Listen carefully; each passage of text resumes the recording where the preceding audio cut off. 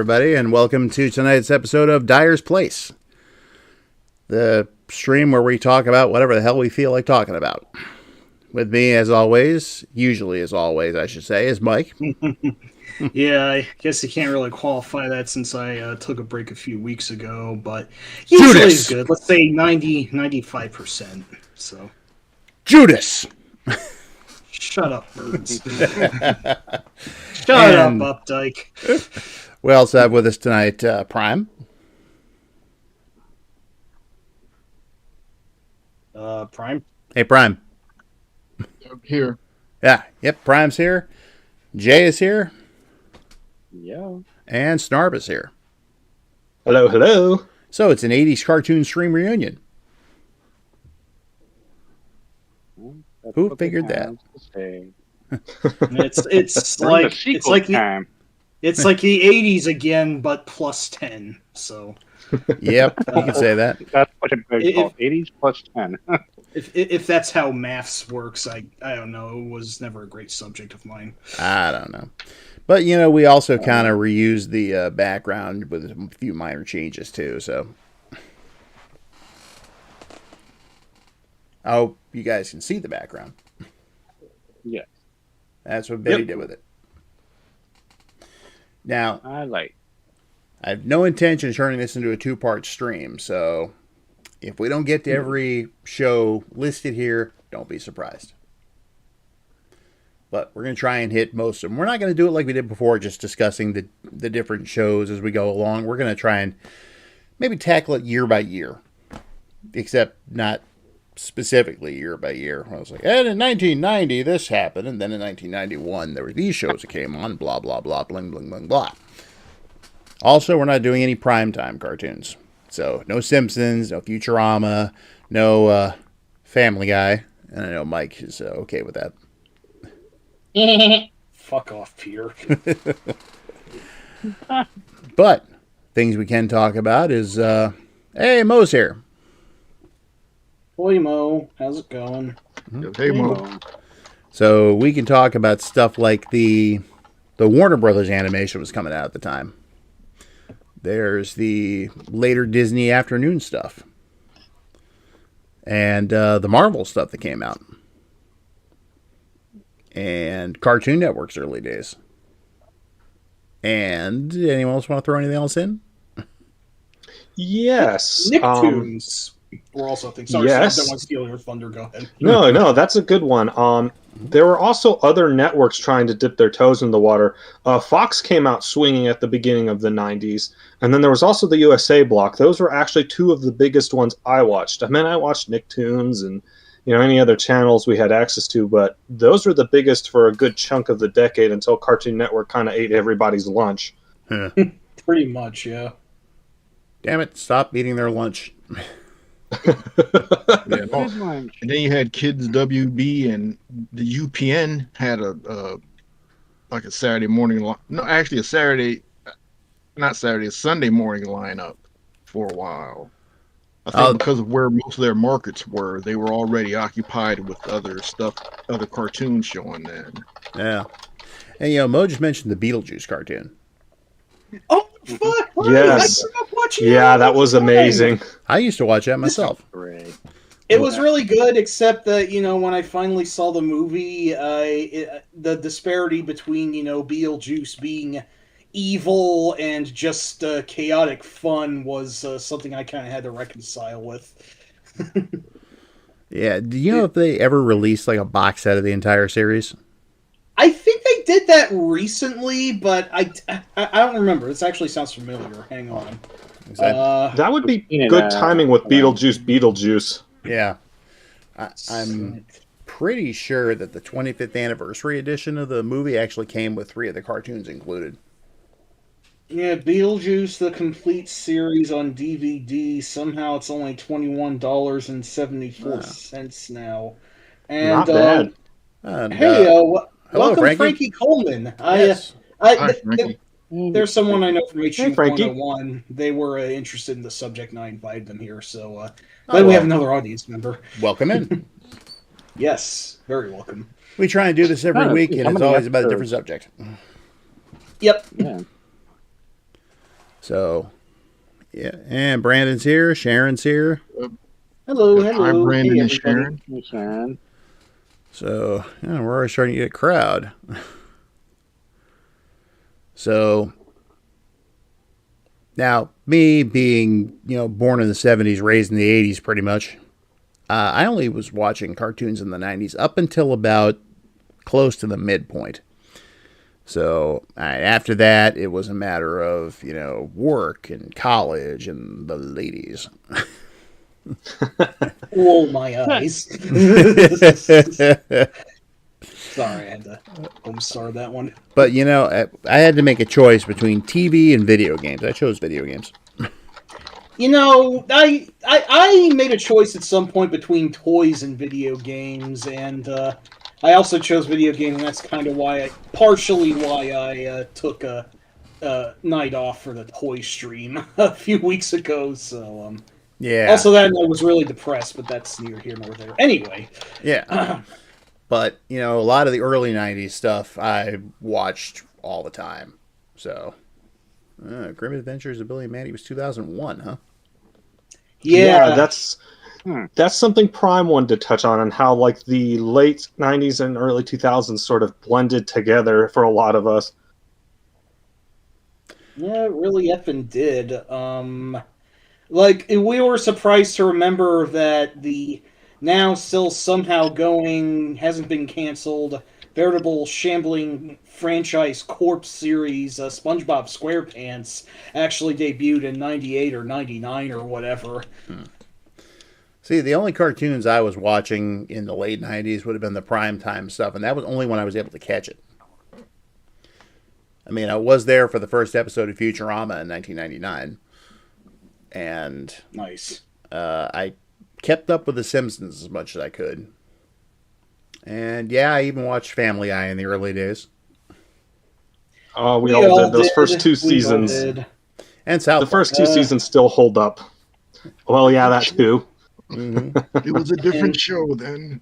Oh, yes. I was Rattles going at to my say... pain. I was going to say something about how Seth would have been better to remembered if blank blank something something history played out, but I'm not going to go there right now. You already did technically, so. Yeah. Whoopsies! Da.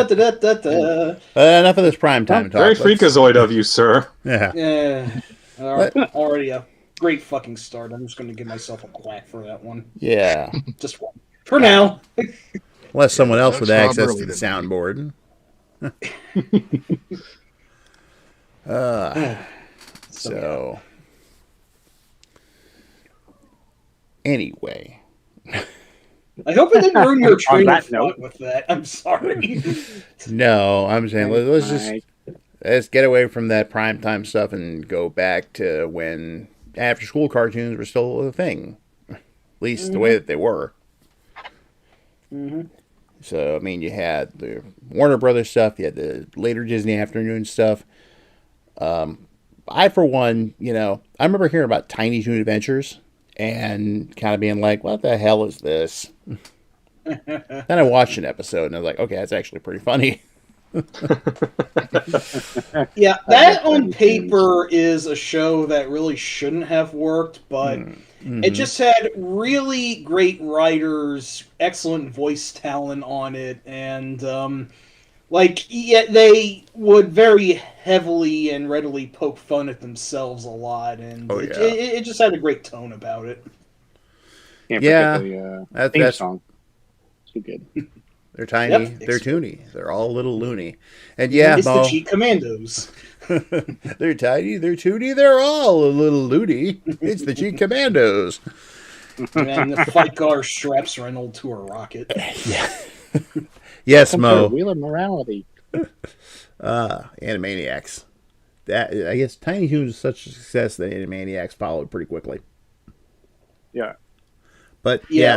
Let's get this up front. Warner Brothers, as much of a terrible flaming wreck as they are now, they were on goddamn fire in the 90s, and probably like half of the shows we're going to discuss tonight was just because they had so many geniuses working on their animated division at the time. The planets just really aligned for them at the time. That's yeah, true. but just to talk a bit about Tiny Toons for a little bit, that was redundant. I gotta say, among other things, that was the first place I ever really heard They Might Be Giants. Yeah, right, yes. Istanbul and Particle Man. Yeah, that's more or less how I learned about them first, too. Oh, that and my brother. I forget if it was because my brother had become a fan of them earlier, or if it was Tiny Toons that I heard them first, but that was very formative for John and John's start, yes. And then the whole thing with Baby Plucky, that always made me laugh. Yes, water go down the hole, indeed. Or go down the hole. It's short! They already dropped the age of the characters, and then they found comedy gold by dropping one even more further down the age chain, and it turned out to be a fan favorite. Yeah. But I personally thought the best thing that ever came out of Tiny Toons was the movie, How I Spent My Vacation. Where the hell is Plucky, anyway? Happy World Land, Happy World Land. Where the fun doesn't stop at only $80 a pop. It's beautiful, happy world land. That's the one. Yep. Come all that way, pick up a masked hitchhiker lunatic, and only ride one ride there. The monorail. I remember last time I was at Hershey Park, I only went on 2 roller coasters. The lines were too much, and I exhausted myself walking. So, yeah, I get it. I resonate slightly with that. You're old. That's all. Yeah, that too. Man, it was like at least 5 years ago. I don't even remember. But yeah. See, I just rewatched How I Spent My Vacation a couple days ago. The audience is now deaf. I watched that like practically every week when I had the VHS as a kid. It was, oh god, man, you were lucky. Yeah, I only got to see it a couple times.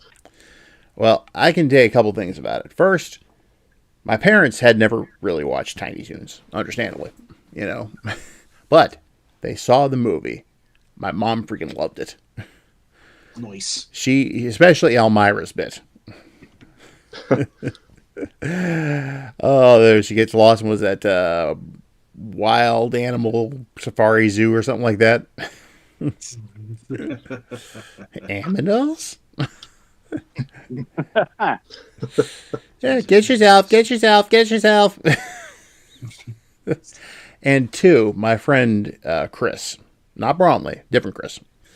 He absolutely hated Tiny Toons. Aww. Now, no, I'm not done. I bought the movie. And I insisted that we had to watch it. He's like, what are you, freaking kidding me? Tiny Toons? It's like the worst, most lame Looney Tunes ripoff kind of thing. It's like, have you ever actually watched the show? No, but it looks stupid. Oh, trust me. No. Watch this movie with me. So we sat down.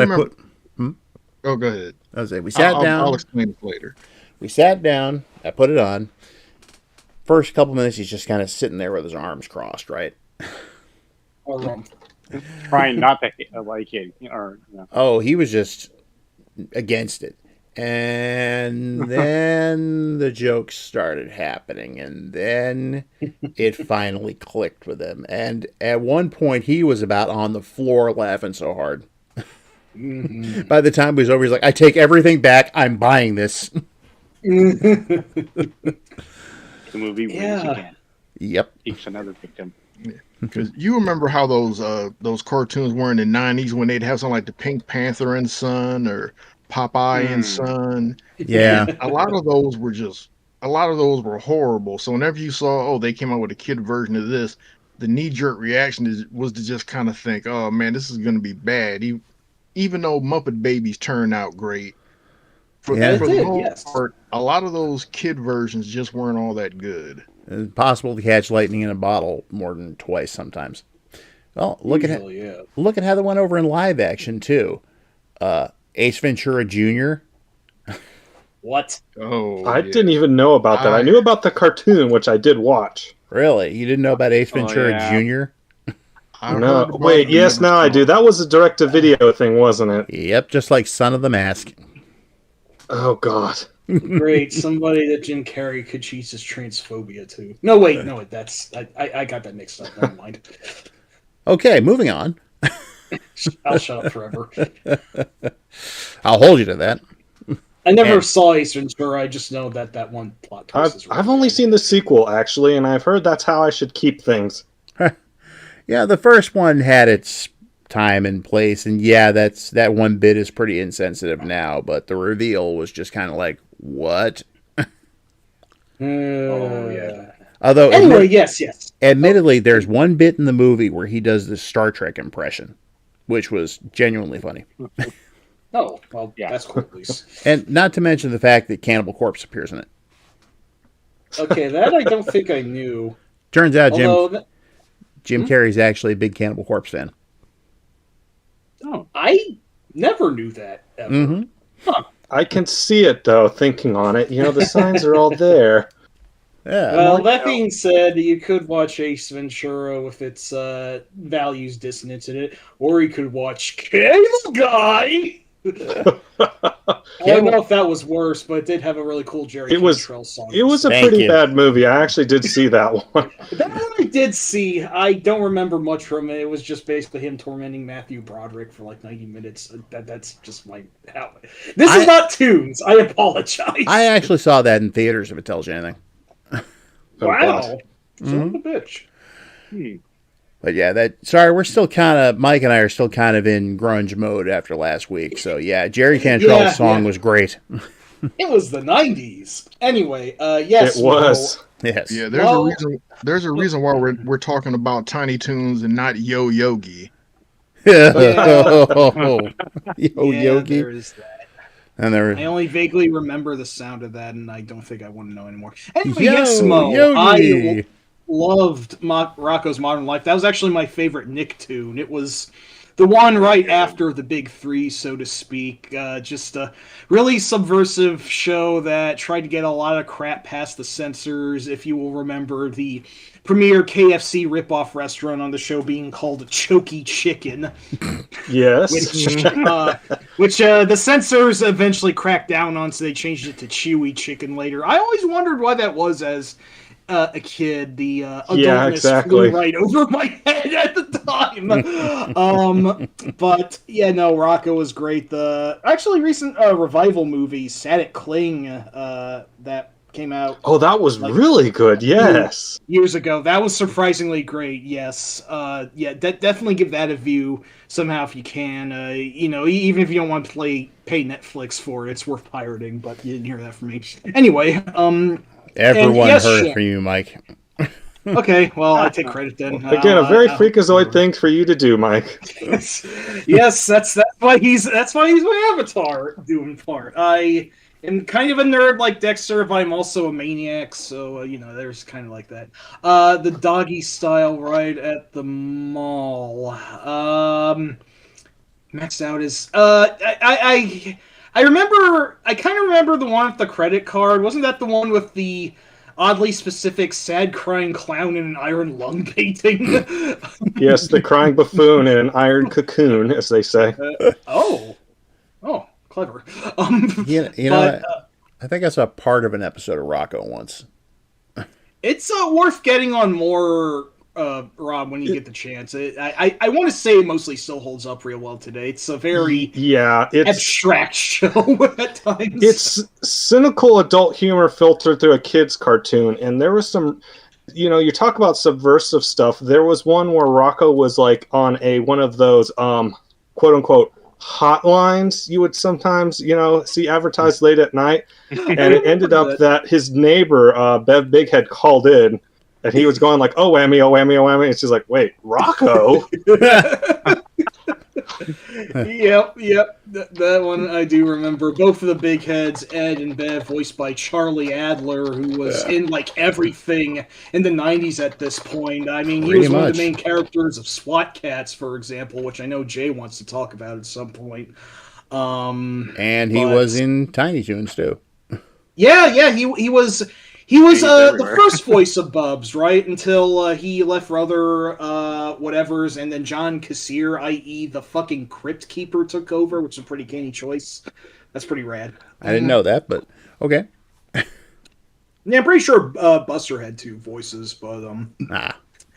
But yeah, also Sharon mentioned that I love Doug. I also really like Doug a lot, even back then, and in some ways, like I think that show grew more on me as time went on as well. It was like rather low key with its humor, but it was kind of like looking at things through an almost teenage kid's mind and all the things they would deal with that, like romance and bullies and staying up way too late playing a video game, which is an episode I really relate to.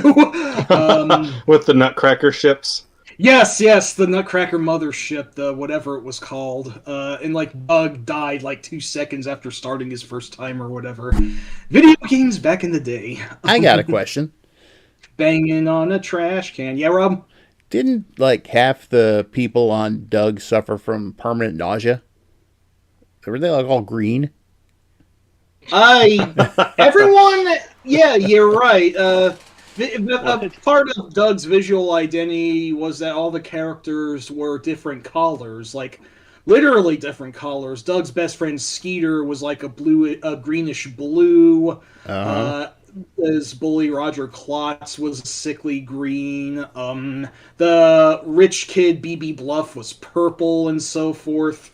The Technicolor population was definitely something about it that I found very interesting from an artistic perspective, and that show had some really neat moments of art in it, especially when Doug would go into often horrifying dream mode where he worries about something, and then it rather visually haunts him, like that one time when he imagined Mr. Bones surgically getting eyes implanted in the back of his head. That was fucking disturbing. But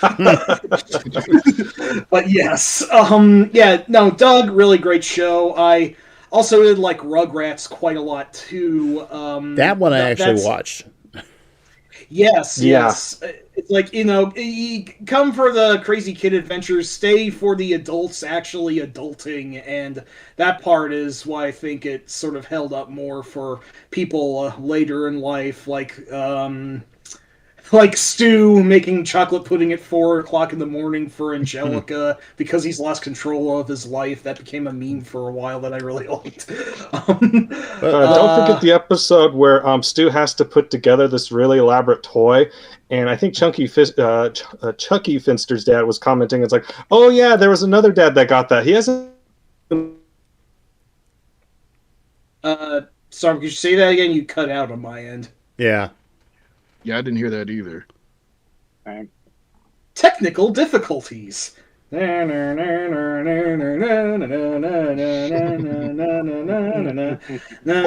about that. Okay. Sorry.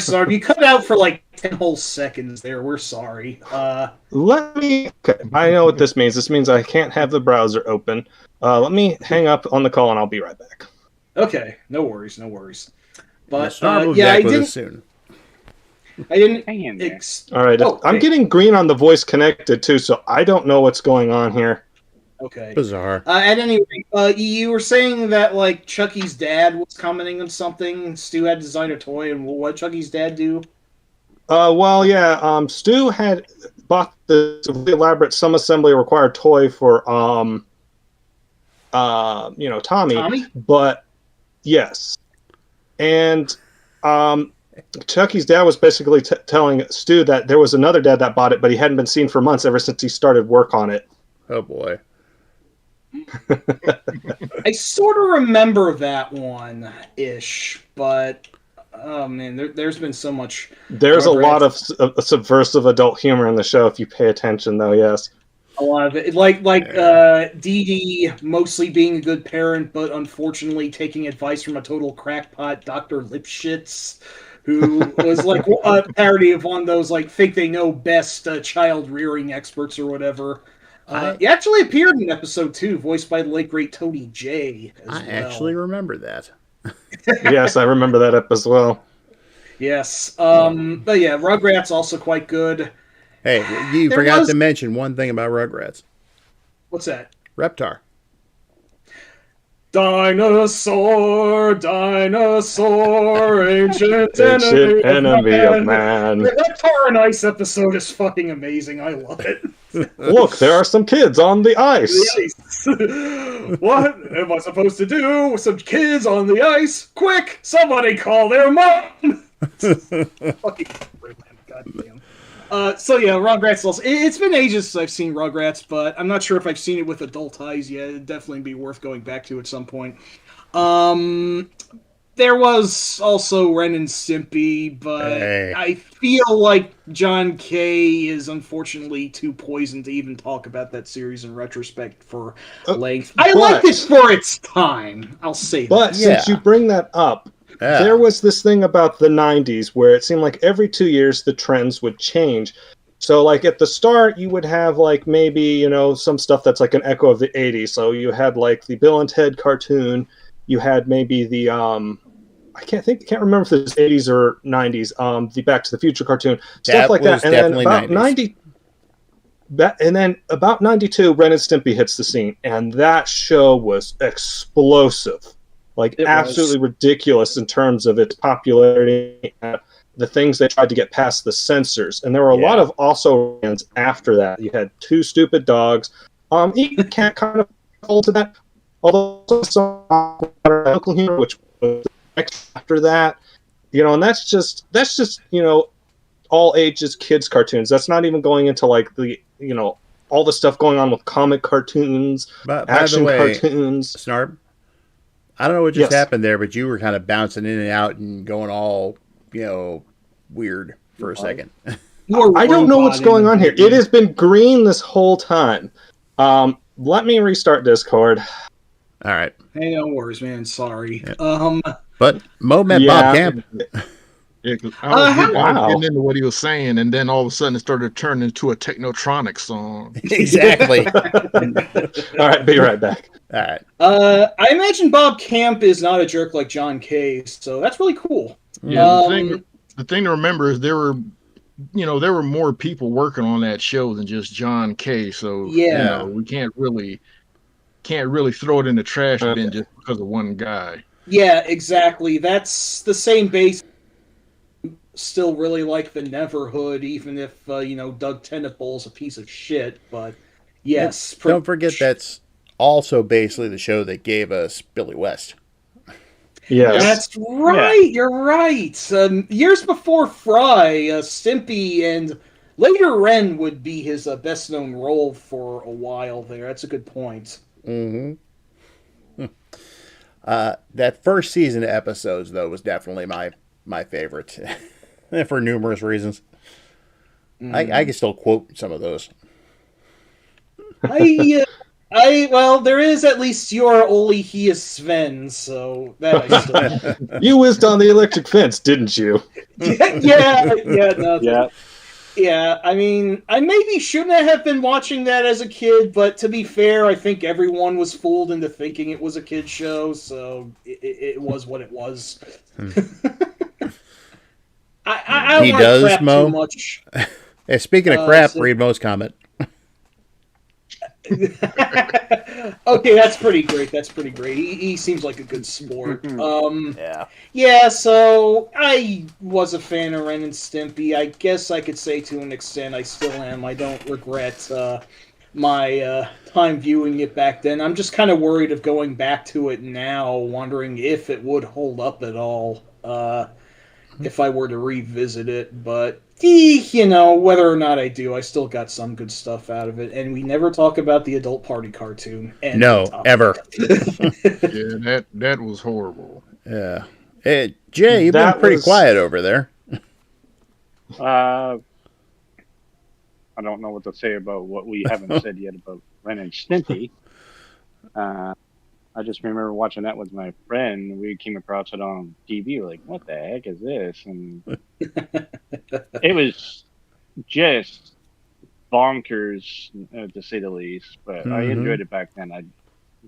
Notwithstanding with all that, you know, I don't know much about the history beyond that, but I enjoyed it back then just because it was so different than the cartoons I was watching at the time. Yeah. Yeah, well said. No, that's a good way to put it. Sorry to bring it to the Nicktoons corner. Funny enough, it didn't even occur to me that I could talk about that until just like an hour ago. So I don't know why the hell I didn't suggest that to anyone. I'm so sorry. But beyond Rocco, it does kind of wonk off for me. Like, anyone remember As Told by Ginger? Shrug, if you don't. What about Rocket Power? I'm shrugging on both of those. That sure was a fucking shrug. show, I guess. That's really all I got to say. Tony Hawk guest starred on that once. Neat. But Did anyone recognize him? That's the question. No, they did. He was, he was. There's that old joke that no one seems to know who Tony Hawk is. Oh, that was it. Okay, Yeah, he tells stories about that online. Uh-huh. I sort of remember that now, actually. But, I did actually like The Wild Thornberries. That one did give us a great starring role with Tim Curry as Eliza's dad, Nigel. Yeah, that was a great one. And then I can do this with my hands. That one I never really saw. That was a pretty good show. There's definitely a lot. It was kind of up my alley as a kid because I was interested in zoology as a youngin'. I just really liked animals and learning about them. And I think that was the first show where I learned what a tapir was. So A cuddly baby tapir. yes, exactly. Didn't they have a crossover movie with something? I think there was The a lot Rugrats, of I believe. movie. That sounds right. That sounds right with the Rugrats. Yeah, that sounds believable. But I think The Wild Thornberries got overshadowed because it ran rather concurrently to the debut of SpongeBob SquarePants, which I also did like for the first 3 or 4 seasons when its original creator, rest in peace, Steven Hillenburg, was involved. It was actually a genuinely goofy show. It seemed to understand a lot about classic cartoon humor. And then it went awry. I'm not sure if there's any show short of The Simpsons that defines a zombie franchise as much as SpongeBob, but it eventually mostly became the Squidward torture porn half-hour power hour. That's. You should name it as its own brand. Yeah, Eli Roth, SpongeBob SquarePants. Jesus Christ. I tend to watch that, actually. I hate to say it, but God, the horror in the 2000s was fucking terrible. But I digress. Yeah. I babbled too much about Nicktoons. It fell off at some point. I'll say you cut off the Warner Brothers discussion. Yeah, get back to that. I'm so sorry. Well, we did talk about Tiny Toons before. Why don't we talk about Animaniacs for a little bit? Yeah, sure. They have salami in their slacks. Yes, and they have baloney in kids. And don't forget, there was an episode where they had those old-timey cartoon characters who kind of looked like prototype Animaniacs. I seem to remember that one, actually. I tell you, at the time when I saw the baloney in kids segment on Animaniacs, that was just... I laughed so hard because I hate Barney. I hated him then. I hate him now. We even wrote a song about how Barney must die for my very, very short-lived band, Techno Death, which was an actual band, by the way. I played bass. Nice. But and Kissy Boo. We're Kissy Boos, and she plays bass. But yeah, Baloney and Kids, though, that was beautiful. My favorite bit had to be when he's playing pretend astronaut, and he's like, "Baloney to mission control, come in!" And then you cut to the Animaniacs, and they're like, "Hello, Baloney. Our sensors show you're about out of oxygen. Goodbye." and then Dot's like, "You'll be remembered as a hero." And she's dressed like Uhura from Star Trek. And next thing you know, Baloney's like, "Maybe we should stop playing pretend now." That was so great. That and the Princesses of Props. Say, when those cute girls are coming back? Goshums, Yakko, I don't know what you're talking about. There's a shocker. Yeah, Animaniacs had good stuff in it.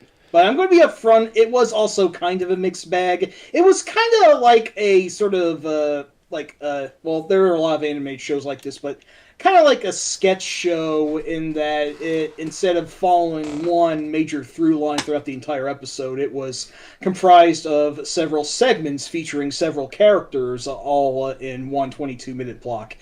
And not every segment was created equal. No.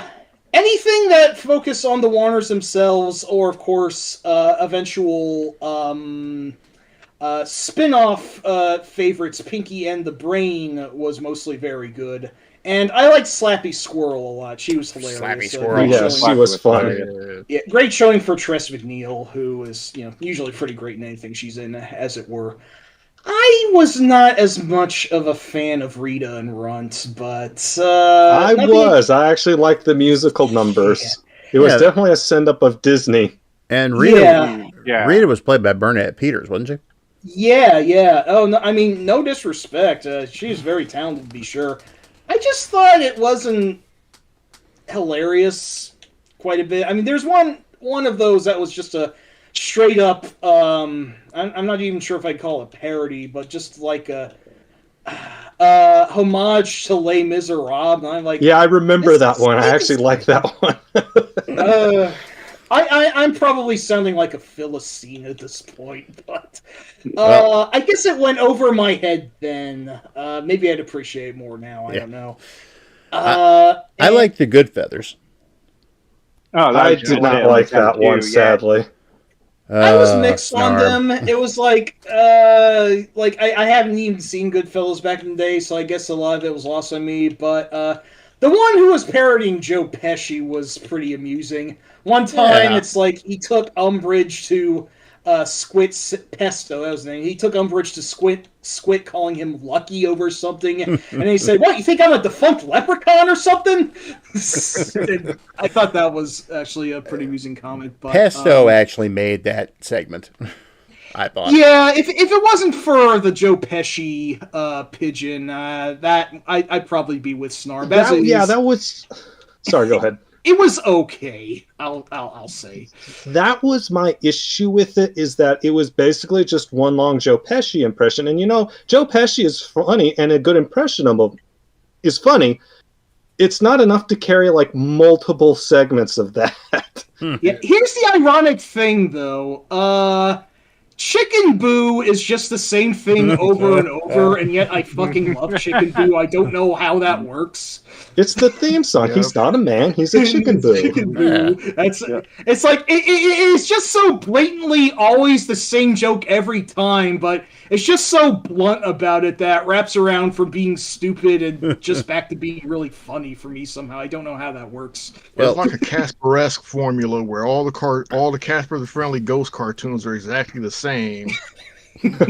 But they did it in a way that turned out to make it just constant genius every time you watch it. Mm-hmm. Yeah, you can't believe these people aren't seeing through the facade going on with Chicken Boo. And it's certainly not like the disguises are very good. But it's like the disguises work until they eventually fall off, so people are just idiots. Maybe that's what they were trying to say all along, which I can believe. Well, but also, nobody liked the Hip Hippos. Screw them. That was no. But I don't even remember that. There's also the Mink controversy, which I'm not sure we can really get into that at length. Yeah, we didn't even talk about. We didn't even talk about Julie Bruin, which became big online later for different reasons. Well, actually, not even different reasons. Just this, it is the same of people enjoying something on a different level everybody else was on. Yeah, I barely even remember that character. I kind of do. The name sounds familiar, but if it was due to anything similar to Minerva Mink, then I think I get you already. Julie Bruin was basically just an animal version of Julie Brown from MTV, the comedy Julie Brown, and not the Club MTV host Julie Brown. That's Oh, I fun. remember this character now. Yeah, okay. Was this also one designed by Paul Dini? Because he's going I to come up a believe it. lot in these discussions. Yeah. I believe it is because I think I've heard people complain about it. Wow, that's quite a bust line on that bear girl. Yeah, Jesus she's Christ. pretty well shaped, as they say. Yeah. Yes. Do you remember Just Say Julie on MTV? Vaguely. Actually, I'm not sure I do. Yeah, you'll have because that was a funny show back when even their non-musical stuff was funny, and it still fit the vibe of the channel. Yeah, yeah.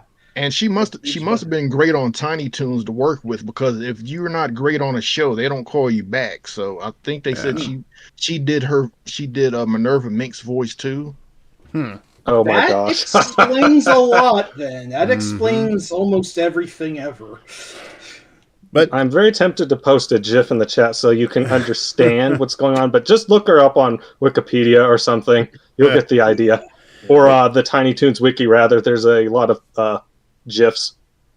Yes. So yeah, a still picture can tell you a chapter, but a GIF will tell you the entire story. And I will leave it there. I feel like this. Oh, go ahead, Rob. To move things to a more different note, I guess you could say. Who here didn't like Good Idea, Bad Idea? Okay, that was I excellent. like that. There's nothing. I don't wrong know with anybody that hated that segment. No. Yeah. Okay, so maybe I'm a little harsh on Animaniacs. I'd say it was at least 70, maybe 75% great stuff.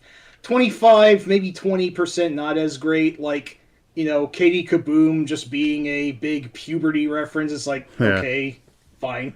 Okay, but Annie... He was cute, though. That's the big thing about that. Yeah. Again, Fair Paul Dini at work. But Fair enough, yeah. any show that could give us who's on stage is okay in my book. Oh, wait, Yep. This is also the show that gave us, do you eat beans? Do you like George Wendt? Would you eat beans with George Wendt? Yes. Yes. Not to mention Willie Slackmer. Willie Slack. Damn it. My memory's very spotty. You'll have to remind me about Willie that. Slackmer and Lenny Neboy. Oh, okay. Yeah, no, I think I'm getting more of a picture there. And, since we did talk about the two animal characters, we got to bring up the other one, But everyone knows when she shows up because, hello, nurse. That's I wonder who designed her character, too. Gee. There's a guy who has a certain type who's on a lot of these shows. Yeah. Who could it be now? Okay, I don't want to bust too much on Paul Dini. I mean, we are going to talk about what he and Bruce Timm were best known for, to be sure. I don't blame anyone for being a horn dog for the most part. It's very amusing that he eventually married a woman who looked a lot like his favorite comic book character, Zatanna. So there's that. Are you pondering what I'm pondering, Pinky? Oh, I think so, Brian, but where are we going to find rubber pants all size?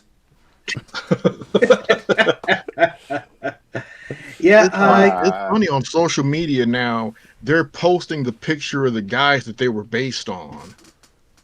Really? Oh, really? Yeah, Wow.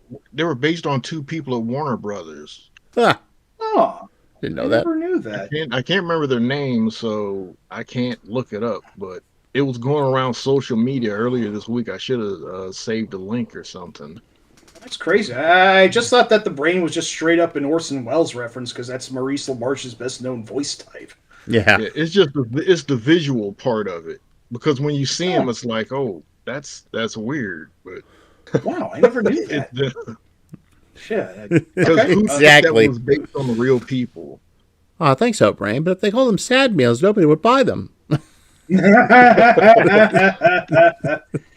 It is implied that Pinky is smarter than he comes off as. I seem to remember. Yeah, he's the secret genius. You can kind of tell. Yeah. Brain is clearly insane.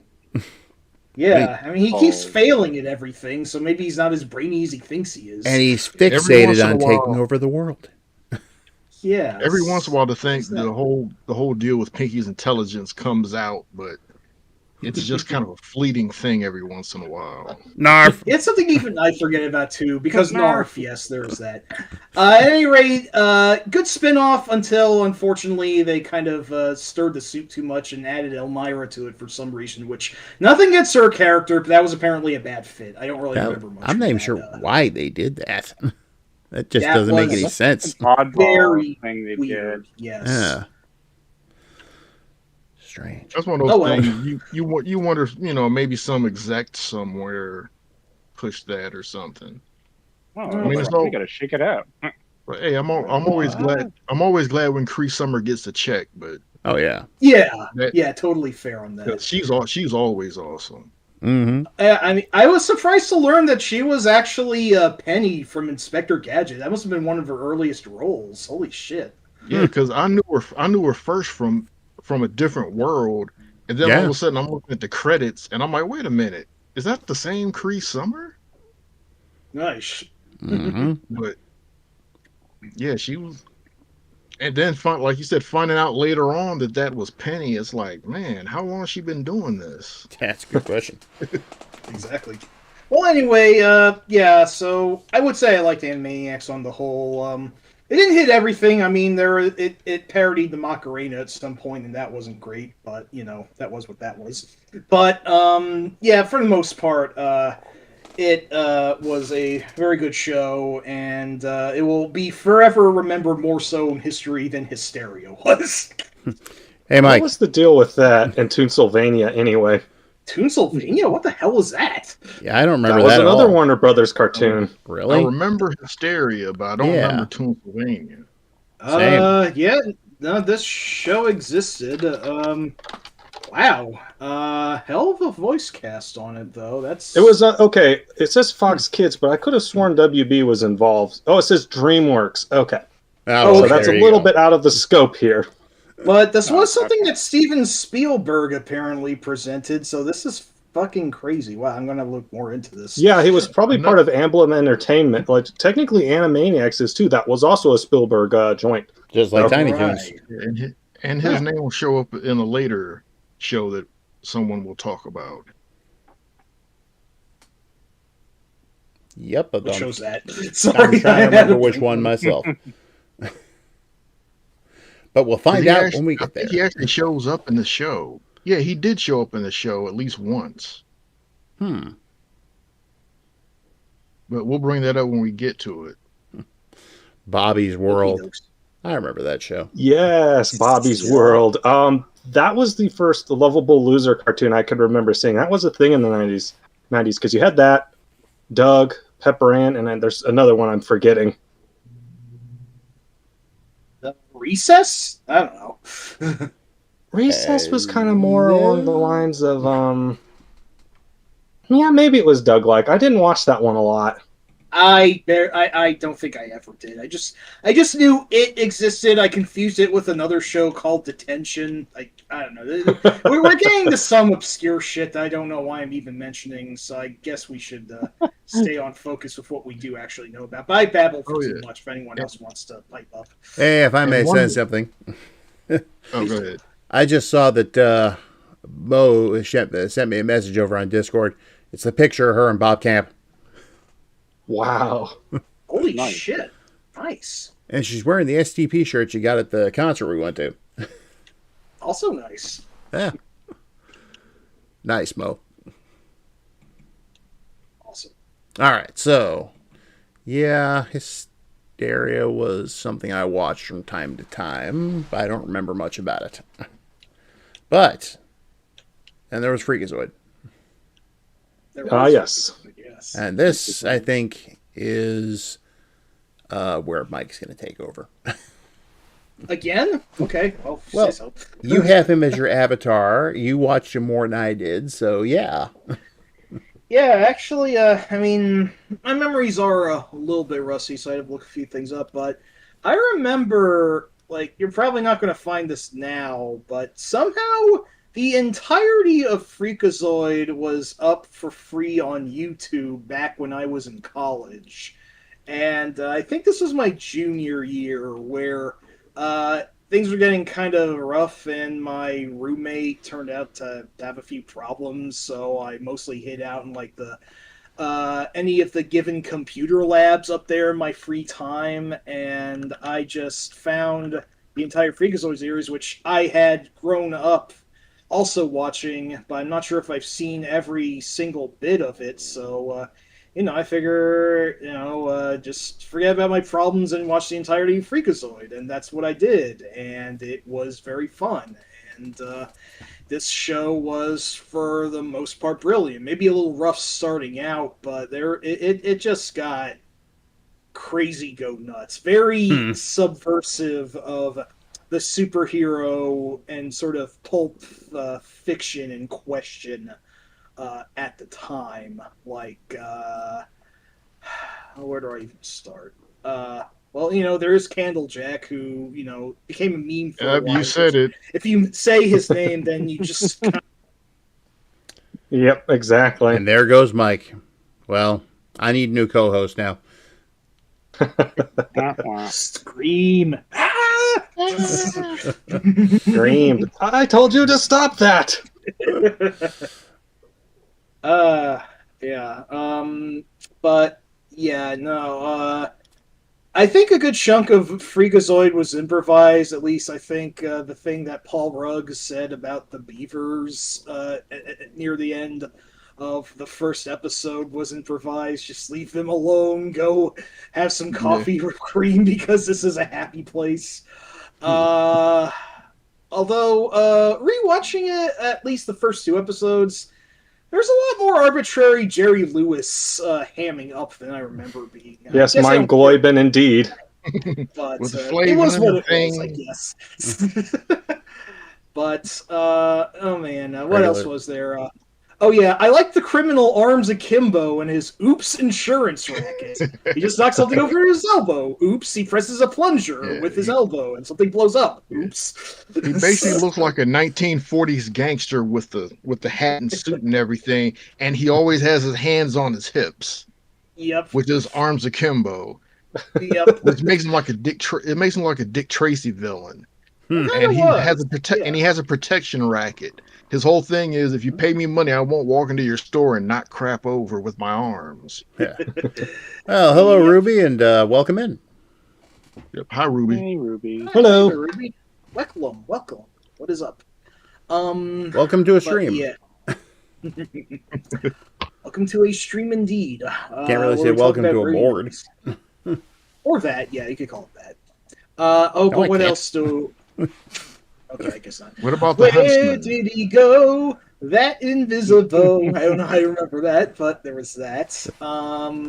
Of course, the major villain Armando Gutierrez was voiced by Ricardo Montalban, which was a really crazy get. Khan himself. Yes, exactly. I think he did Mr. take on Rourke. Yes. You sound more like Khan or Rourke. Yeah. And Freakazoid's major arch nemesis, the Lobe, was voiced by David Warner, rest in peace, rest in peace, Ricardo Montalban, too, come think who was at the time also Ra's al Ghul on Batman the Animated Series, and I just remember, I remember Freakazoid just telling him that his plan to turn people into clowns with this weird chemical cloud was terrible, and the Lobe gave up because he was just demoralized by it. And then Freakazoid admitted to himself, no, wait, that's an awesome plan, man. So you said David Warner played the Lobe, right? Yeah, exactly. Mm-hmm. So did he ever have Freakazoid in prison and told him to tell him how many lights were behind him? No Golma Dread shenanigans. I guess this would have been around the same time, though, that episode ran, or pretty close to it, so that's pretty fucking crazy. But yeah, there's so much else I could mention, like Huntsman and everything already being over when he gets there. Don, the luck, Don! But, and yes, basically the goat of the series. The Kirk Douglas voice. Yes, he was doing that as well. And Brandon mentions the goat of the series, Officer Cosgrove. Hey, cut that out. And Yeah, I was they hoping cut you'd it get out. to that. He's canonically the most powerful character in the entire universe, so there's that. Voiced by Lou Grant. Yes, that is also crazy. Although, I did realize that Ed Asner is also J.J. Jameson on Spider-Man at the time, which was a very perfect casting choice before J.K. Simmons years before him. So And Granny Goodness and the Superman and all the other connected shows. that's right. Yes, yes, exactly. Anyway, I don't want to just member berries all over Freakazoid. There's just things I'm mentioning in pieces, but it was very madcap in a smart way for the most part. And I think that's why I liked it, because, superhero media, even outside of the comics, was getting more serious around this time. But here's this show to remind us that all that stuff is very inherently silly and we should be having fun with it. Something that Prime would probably affirm that not every comics writer took to heart at the time, but I'm glad we didn't fall into total grim darkness yet, and that's why media like Freakazoid was fun and great. So Yeah, and you still had independent comics doing stuff like this. exactly. I mean, you had stuff like the Flaming Carrot. I was just thinking of that. And the Mystery Men movie because of that. Holy shit! Wasn't there? And don't forget who brought up the Disposable Assassin. That too. Oh, You're yeah. right. I've only ever played the Saturn Scud game, but that's about as much as I know about Scud. Yeah, independent comics didn't crawl up their own butt like mainstream comics did with a lot of stuff. So you could still find that wild stuff. And Freakazoid feels like it came out of that. Yeah. Yes. Bruce Timm actually admitted to the creator of Madman that it's heavily inspired by that. Right down to his costume. They both have exclamation marks on them. I had seen the character Madman before, but I didn't put two and two together. And it makes me want to go down that rabbit hole a little bit and see exactly what they were pulling from. Yeah, same here. The only time I remember seeing Madman on anything was in the opening credits of Mallrats. He did the artist, or the guy who did Madman did Blunt Man and Chronic, didn't he? Well, it was, I forget what the comic book that he did for the credits was. I don't think it was actually Blunt Man and Chronic, but Madman was on the cover with whatever characters were on there. Yeah, I haven't seen that in a while. I think they might have gotten Mike Allred, or however you pronounce his last name, to do that. Yeah, I think they did. I remember watching the commentary for that, and Kevin Smith was like, "Oh yeah, this guy came on and did this. This guy came on and did that," and it worked. Now, on the other end of the spectrum, not quite silly and zany like Freakazoid, but it had its comedic moments, was Batman, the animated series. Yeah, this is the big one, isn't it? That kind of launched everything as far as superhero cartoons. I don't want to in the start 90s. on this one. I feel I've been babbling too much already, so someone else go first. That would be me. Please do, yes. I mean, he's representing me here after all. But yeah, I remember watching that when it came out, just the first couple episodes. I'm like, wow, I was picturing something like Super Friends was going to happen again. And instead we got like a genuinely well-written, really neat-looking show with the perfect voice of Batman. And then when the Joker showed up, it's like, oh man, I've never heard a better Joker. I wonder who that... Mark Hamill? It was like, wow. He's still the best Joker ever. Yep. No contest. None. There's so much I could say about the Joker as a character, for better and for worse, but I am never going to say no to Hamill's take on the character. I am going to be one of those people who say, yes, he is the Joker in my mind. He is the definitive version. For every version of him that's been on film and everything that they brought to it, and everything good that they did with it, except Jared fucking Leto, Hamill is always going to be the Joker I think of when I think of the Joker. Oh, yeah. Yeah, no contest. And that's right. He was the trickster in the live-action 90s Flash. That's right, yeah. He even got to Yep. voice the Trickster in Justice League, a nice little Yep. full circ. What's the word? What's the word I'm thinking of? Recursive, sort of bit there. So yeah. Was that the bit where the Trickster was in a bar and he had hit rock bottom? Yes, exactly. And then the Flash. Got me again. Yes, the Flash told him he had to get He's back on his medication or something like Yeah, that. he's gonna get back into crime, and Flash talked him out of it. That's okay. Yeah. Did you ever see the short cartoon Missing the Mark? Missing the mark. No, I don't Nope. think I know that. No. Mhm. Basically, it starts with an animated Mark Hamill standing there, calling a taxi. And he gets inside, he tells the driver where he's going, and all he looks like, Joker. And Joker is voiced by Mark Hamill. And he starts to go to get out, and all of a sudden, Trickster gets in with him. Also voiced by Mark Hamill. And Joker is like, oh, the studios will pay a lot to get you back, Mr. Famous Movie Star. And Trickster's like, I love that 70s movie you were in, the one about a young man fighting against impossible odds. What was that called again? Oh, yeah, Corvette Summer. Anyway, Mark Hamill started thinking of a way to get out of this. They're getting chased by the cops and everything, right? So he starts doing ventriloquism with the Joker and Trickster's voices that he's doing. It's like, turn left, you mirthless mime. Who are you calling a mirthless mime? That's great.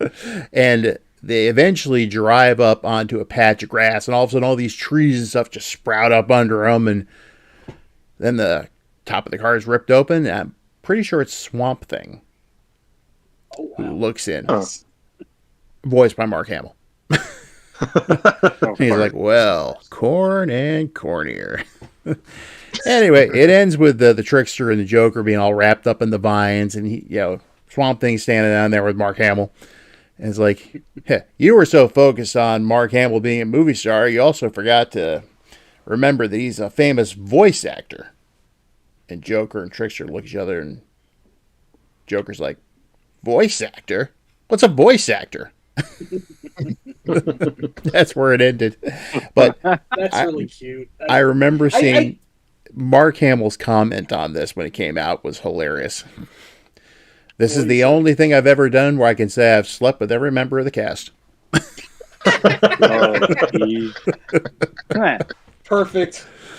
No notes. He's hilarious. He was watching Night Flight Plus a few days ago, and they had a segment where they were interviewing him. And I mean, he's just a cut up. He was a cut up back then. This was before all that. I think it was maybe around the mid '80s or something. Mm-hmm. And I mean, anytime somebody interviewed him, that was the first time I saw him just be that funny about it. And that kind of hints to how he'd be known as later on, because I mean, now if you interview him, you're gonna laugh. Mm-hmm. Yeah, really a class act. He's always someone who's willing to laugh at himself, seeing fresh and I get like when he appeared in The Simpsons. Yeah. Guys and dolls. We're just a bunch of crazy guys and dolls. Yeah. Did you ever hear his impression of Harrison Ford? Yes. I might have. 10-10, no notes. It's great. He was on some talk show. I forget. It was like, I don't remember which one it was, but he was basically talking about that and, Star Wars and all that. And he was talking about how when they're down the trash compactor, and he's like, I wonder if my, hair is getting all matted with schmutz and stuff. And he said, Harrison Ford looked at him, he's like, hey, kid, if they're looking at your hair, we're doing something wrong. Of course, the way he did it was just like a dead-on impression of Harrison Ford. Did you see the one where they played that in front of Harrison Ford? Yes. Ford's reaction was something. But anyway, but yeah, Batman the Animated Series, there was a lot of other talent on that show, too. A lot. Credit to legendary voice director Andrea Romano, who just got everyone great for everything. Like, let's see. I mean, Michael Ansara as Mr. Freeze. Oh, well, there's a lot to say about Mr. Freeze, but we'll get to him. Eventually. Paul Williams Swan from Phantom of the Paradise and legendary songwriters The Penguin. Richard Mall, Bull Shannon himself as Two-Face. Always manic character actor John Glover as the Riddler. Daniel Clamp, that's right, from Gremlins 2. Yep. But, man, there's just... I think Adrienne Barbeau with Catwoman. Yep. That's right! My Adrienne Barbeau bot, that's right. I think they even had Kate Mulgrew on for an episode or two. Yeah, she was... I'm wondering if I should mention, like, at least one thing about BTAS that I could possibly criticize. Okay. It did have this odd tendency to introduce some real flash-in-the-pan original villains that didn't really go anywhere. Like, what's the deal with that Oliver, evil, like, Charles Dickens sewer guy with the eye patch and the children, anyway? That was I couldn't weird. figure that one out. But there was also, what was he, like, time guy, clock dude, something like that? Oh, well, he was Clock King is actually from... He's a Green Arrow villain. Really? Yeah. He was established in the comics before. It's just that the animated series, for some reason, made him an actual, legitimate, credible threat, which I thought was very amusing. I didn't know if that was a legitimate case of making someone badass, or if it was, like, still kind of a joke in a way, but... And he was in the 60s, he was in the 60s live-action show, too. Yeah, I was going to say he was actually in 60s Batman as well. Yeah. Now, Mike, you want to talk about Flash in the Pan characters? Look at some of the ones on that show. Marsha, Queen of Diamonds. Wait. King Tut and Egghead. Right, exactly. And don't forget the worst villain of them all, the Scoutmaster. Don't be afraid to use your nails, boys. There is one of many Simpsons references that we can and have made tonight. Yes. By the way, Mike, you yes. forgot one specific character actor that actually did a really good job. Ron Perlman is Clayface. I will never forget that. Oh, yeah. That's right. He was Clayface, wasn't he? Two-parter. Oh, yeah. Really? I mean, Ron Perlman has had a long time. I don't know if he had voiced any comic characters before that, but I want to say that was a fair audition for him eventually becoming Slade in Teen Titans, which is a 2000 show, which I can't really discuss, but that was much better than I think it had any right to be. Yeah, it was really damn good. And I forget who was it that voiced Robin and Batgirl? Lauren Lester was Robin. I don't remember who Batgirl was. Was it Melissa Gilbert? That might have been it. That sounds right. Because she did change voice actors on... It was a different voice actor on some of the other later shows. But it was Melissa Gilbert originally. You are right about that. Okay. Nice. But well, I just want to say a thing about the original villains, because Kate Mulgrew was this... original villain, like some sort of like Eastern European terrorist lady by the name of Red Claw, which that's who she I remember that now. Yeah, I don't remember much about her. She had a pretty cool design, but I just don't really remember her character going anywhere. I just remember she was brought back for a later episode, which our comics liking friend Sam really disliked, The Lion and the Unicorn or whatever. Yeah, and she was in some of the earliest episodes that aired too, because on Leather Wings was like the big premiere episode, but then after that it was the episodes with Red Claw. That's right. Yeah. She must have been Dr. Langstrom's wife then. What was that one with that supercomputer anyway? Hardak, right? His Silicon Soul. That was a good one. As a nice little nod, the inventor, Carl Rossum, they had as William Sanderson, who was in Blade Runner, so they knew what they were doing with that. Yeah. A real genius. Yeah. Man, what else? There's so much ground to cover BTAS. Again, I don't want to ramble too much if any of you guys want to say more. Well, I do want to go ahead and I want to bring up one thing. Sorry. You're talking about characters who only originally appeared on that show. Well, there was one that got a life of her own. You're right. Yeah. There wasn't there? And she became as overused and abused as the Joker in modern time. Okay, that's right. But more importantly, Paul Dini. That's right. Another good point. Yeah. Now, I mean, Harley Quinn was a fantastic idea, and I'm usually not going to say no to her character. It just does feel like maybe more so in recent years she might have gotten a little out of hand in some ways, but for the time, she was a very fresh idea, which brought a new dimension of assholery to the Joker's character also. Oh, yeah. But, you know, Jesus. That reminds me of this meme I saw once, where and of course this goes back to Paul Dini.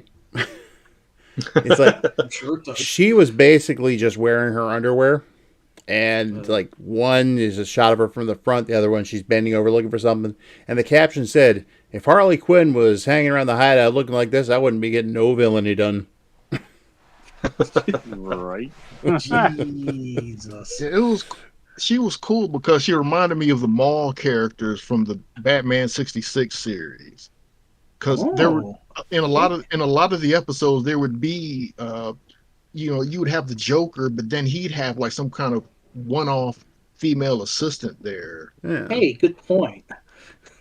And I don't know if they intentionally did it like that, but that's what I thought of when I first saw her. That is actually a good point when you put it that way. It could have been.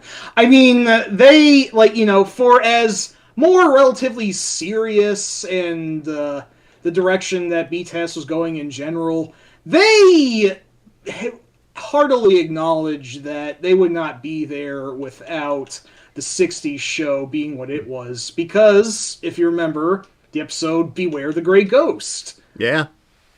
Where, of course, Adam West was Bruce's childhood hero, Simon Trent. That was an amazing episode. I fucking love it. And they did that.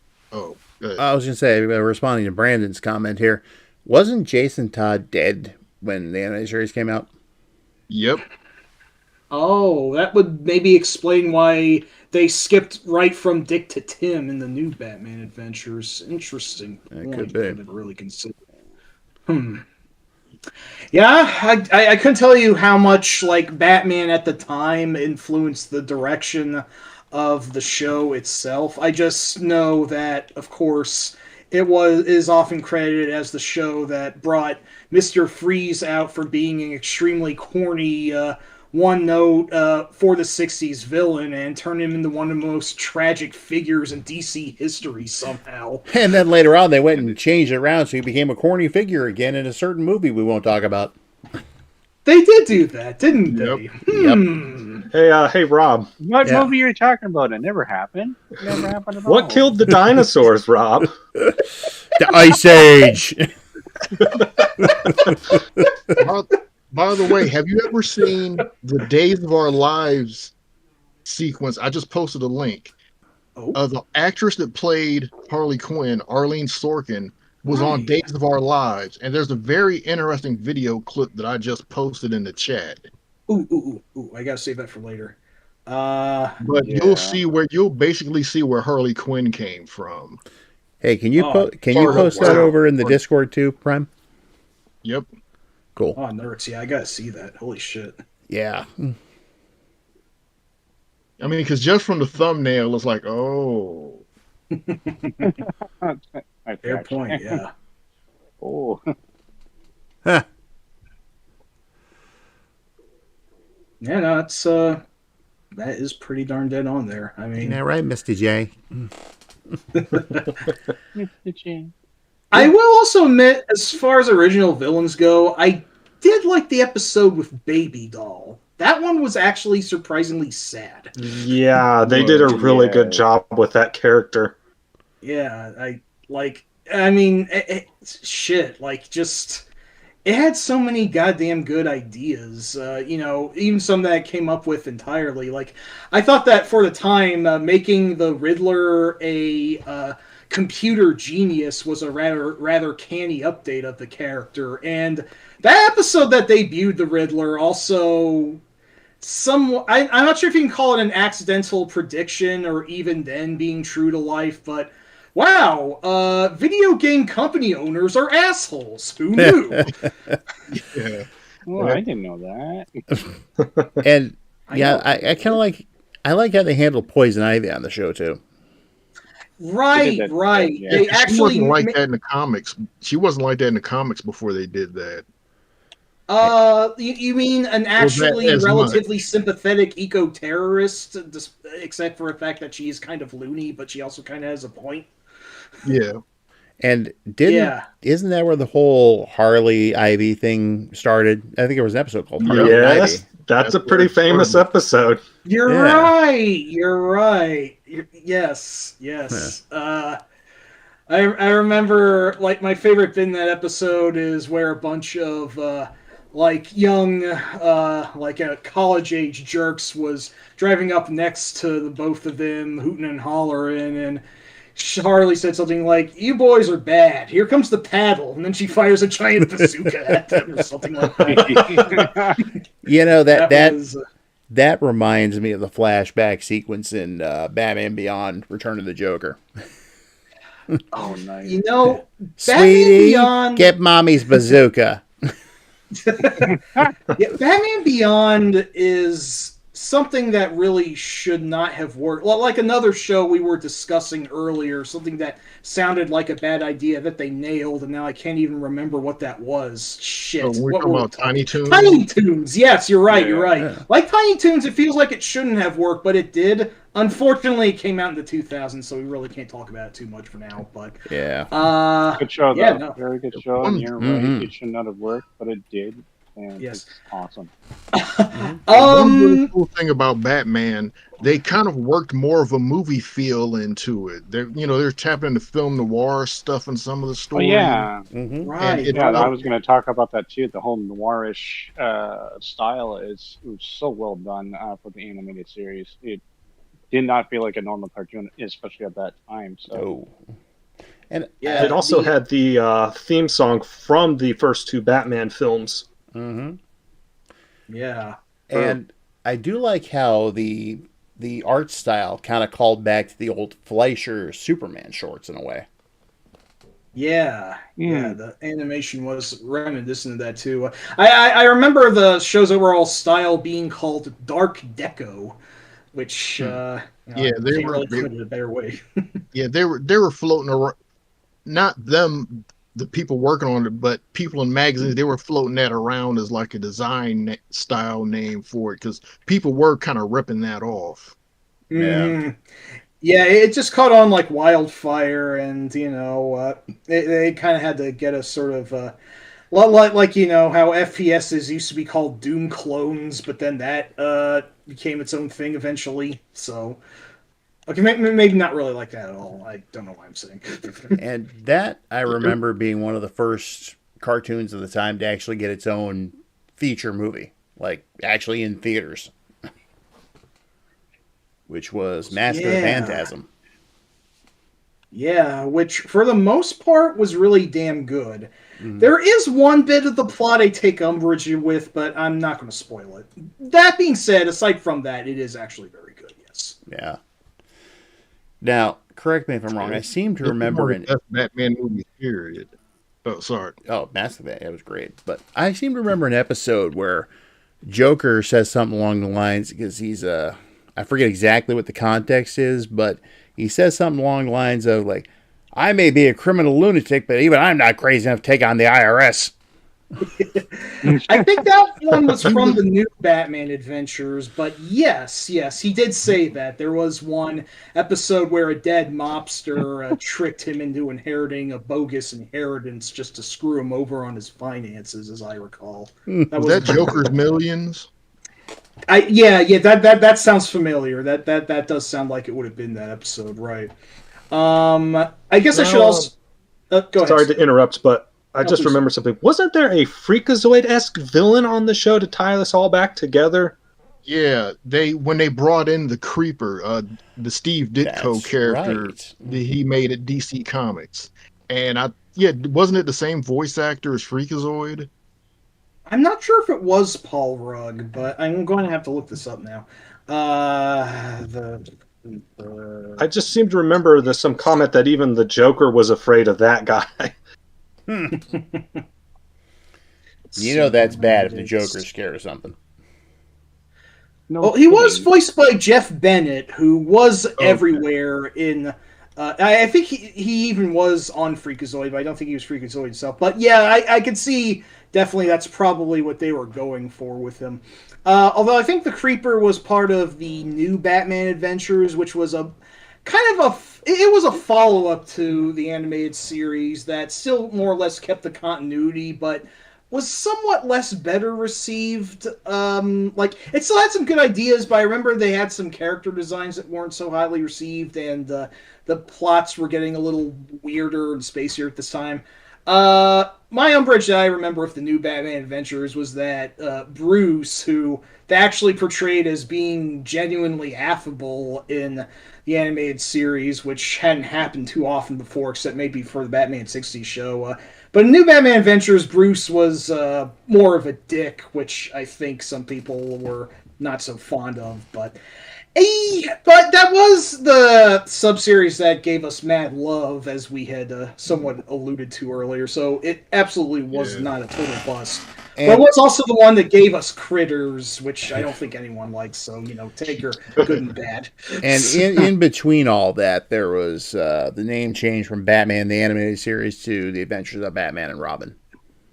Yeah, that was between BTAS and the new Batman Adventures, where it was still BTAS, but you're right, they were including Robin more into plots, maybe somewhat more forcibly. I mean, BTAS's version of Robin was really good, don't get me wrong, it's just... I guess that the network executives were already starting to exert some control on the series at that time. So I guess where the live action movies hit. Hey, you're right. So it was still good, but I think some of the less better episodes were. I'm getting my timeline mixed up. Like, for as much as I think Batman, the animated series, is mostly the gold standard for Batman nowadays, I do have to admit, I don't think they use the Penguin all that well, outside of one really good episode, Birds of a Feather. But other than that, it felt like they mostly called him in when they needed a more generic villain, which I thought was a little bit of a weird angle. I mean, Paul Williams was always great, but... he got his start, unfortunately, with the much derided episode, I've Got Batman in My Basement, where, two Home Alone-ass kids were foiling the Penguin and his thugs with, home traps and bullshit, and, nobody liked that. I don't know why that was that. That might have been a network executive bullshit thing. Yeah. Go ahead, Prime. Sound like you're... The movies had a lot of influence on it, where they were basically told they were going to use the Golden Age or Silver Age looking versions of Catwoman and Penguin originally, but they were told they had to make them look closer to how they looked in Batman Returns. Oh, you're right. Yeah, you're right. I saw that in a few different interviews and articles and stuff. And the movies having an effect on cartoons, that's a thing that happened a lot through all the 90s. Right. Yeah.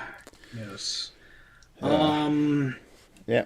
I mean, it was probably wholesale, because one of the better episodes that had the Penguin had him commandeer the Batmobile, like that one part from Batman Returns. They made an entire episode out of that, which was pretty interesting. Huh.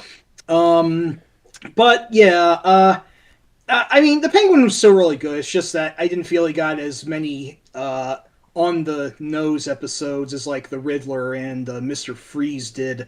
Actually, fun thing about Mr. Freeze is that he mostly sat most of the series out, as I recall. But, you know, his major episode everyone talks about early in the series, Heart of Ice, that one was like fucking Emmy nominated, if I'm not mistaken.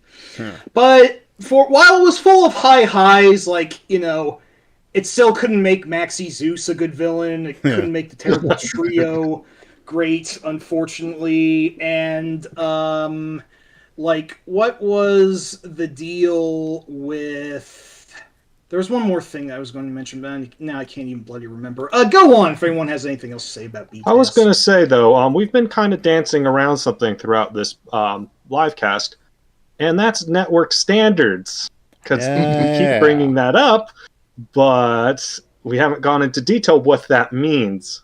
Oh yeah, Bane sucked, unfortunately, in BTS. But he was not great. Bane's a plot device anyway. He is, anyway. Yeah. He's Batman's Doomsday, and I'll never get off my pot on that. Anyway, yes, Snarb and Prime, I think you have a lot to say about that, so I'll leave you the floor. I'll let Prime go, because I think this is more his area. I have some minor details, maybe, to, you know, just comments like, oh, they talk about that a lot in shows, but I think Prime is the guy for that. Before we get into that, though, I do want to bring one thing up. Nope. I don't remember which Batman series this was from, but I remember there was one where these three kids were discussing Batman. And it's like one of them had him pictured like he was from the comic The Dark Knight Returns. Another was like the 40s Batman. And at one point, because the talk about the movies made me think of this, they come across this kid outside this store, and he's like kind of fondling this pink feather boa. And he's like, you guys talking about Batman? I love Batman with that molded rubber armor and the Batmobile that can drive up the walls. He's so cool. Yeah, sure. Whatever, Joel. Yeah.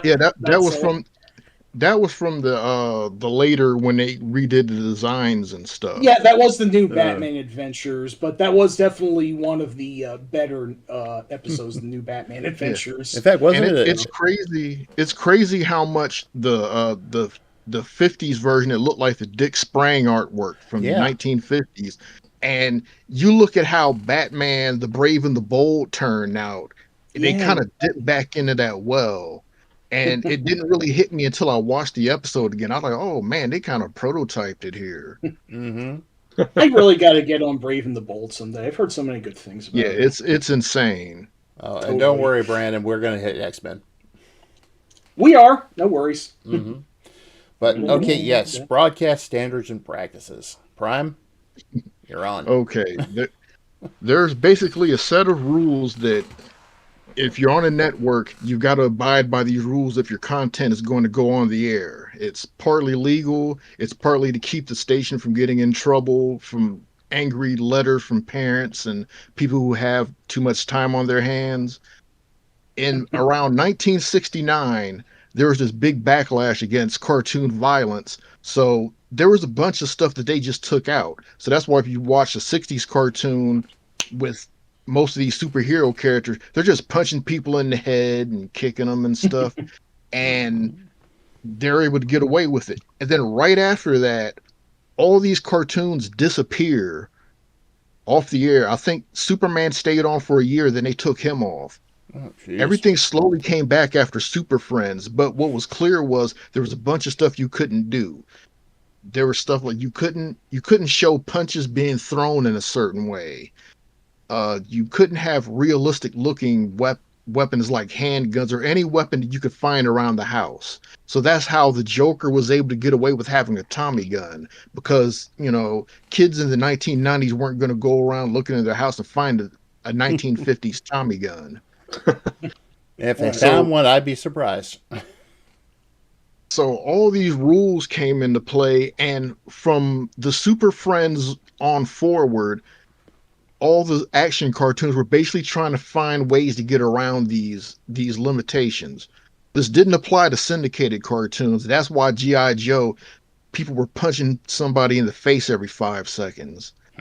They were able to get away with it there because it wasn't on syndicated. It was on Saturday. It was specifically Saturday morning. And Batman showed a lot of really stylish ways to get around those limitations. My favorite proviso of that was with the more obscure, but they did a good job with him in the show. The villain, the ventriloquist, which they had as a real mild-mannered, well, of course, ventriloquist who seemed benign, but then his puppet is a mobster known as Scarface that acts out all the evil things and whatnot. I remember that they had the dummy Scarface get brutally shredded to bits every episode that he appeared as just kind of a sort of backdoor to as like a, well, I don't know what you call it exactly, but it was sort of a result of them not allowing to be violent otherwise. So they figured they could at least be as violent as possible on this non-bloody wooden puppet, which I thought was a really amusing thing that they pulled for it. Say it's a dummy. He's not even alive. He's dead. Exactly. So the problem is this switches from evil. It should be on good. Oh boy, but yeah. But yeah, sorry, Prime. Continue. Oh no, that was the right part for you to come in on, because bringing that up was like the perfect example of it. And not only that, even that kind of played into the whole Hays Code situation that hit the motion picture industry back in those gangster movies where you weren't allowed to what was the phrase? Oh yeah, crime must pay. You couldn't have a villain just win, and that kind of went over in the cartoons a lot too. They didn't like villains winning in a lot in stuff. They tried to shy away from that. So they kind of played into that with Scarface getting shot up at the end of an episode and somehow getting away with it. You know, speaking of the Hays Code, I remember the first time I ever heard about anything related to that. It was referred to as the Hays Office.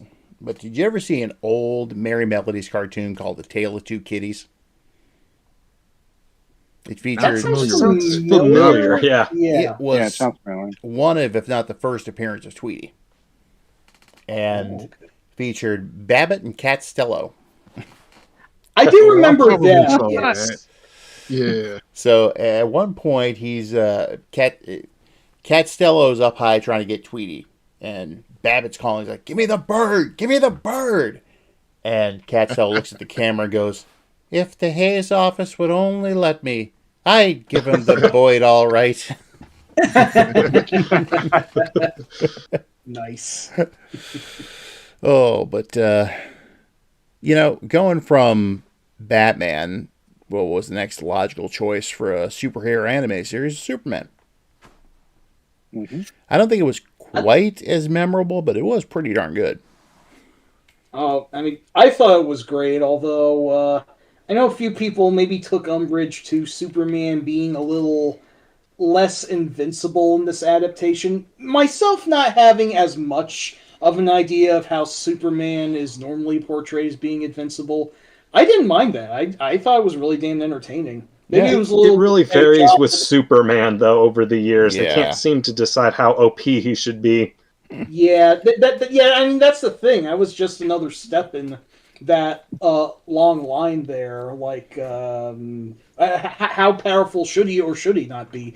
I don't care. They knew what they were doing with this universe. I mean, you know, they had Lex Luthor voiced by Clancy Brown, which was as note perfect for that as Hamill was for the Joker. And that is actually my favorite version of Lex. As well it should be, yes. Mm-hmm. The closest they've come to that in live action was Nicholas Hoult in the recent Superman. Which, wow. Yeah, everyone I still should have to see that. That was good. That was good. I still got to. Rob and I highly recommend it. It Yes. is absolutely the best Superman film since 1978. We guarantee it. Yes. But yeah, I digress. Like, it's, I mean, the thing that fuck, what am I trying to say? I lost my balls here. Hang on. While you've lost your train of thought. Yeah. Oh, sorry. Go ahead, Brian. Oh no, I was just asking if that's, you know, that's what he was talking about. So I was trying to get him back on the track with talking about the power levels, because really people complain either way if he's too powerful or if he's not powerful enough. So I guess they Yeah. went with the more entertaining option. So let me offer something entirely different then.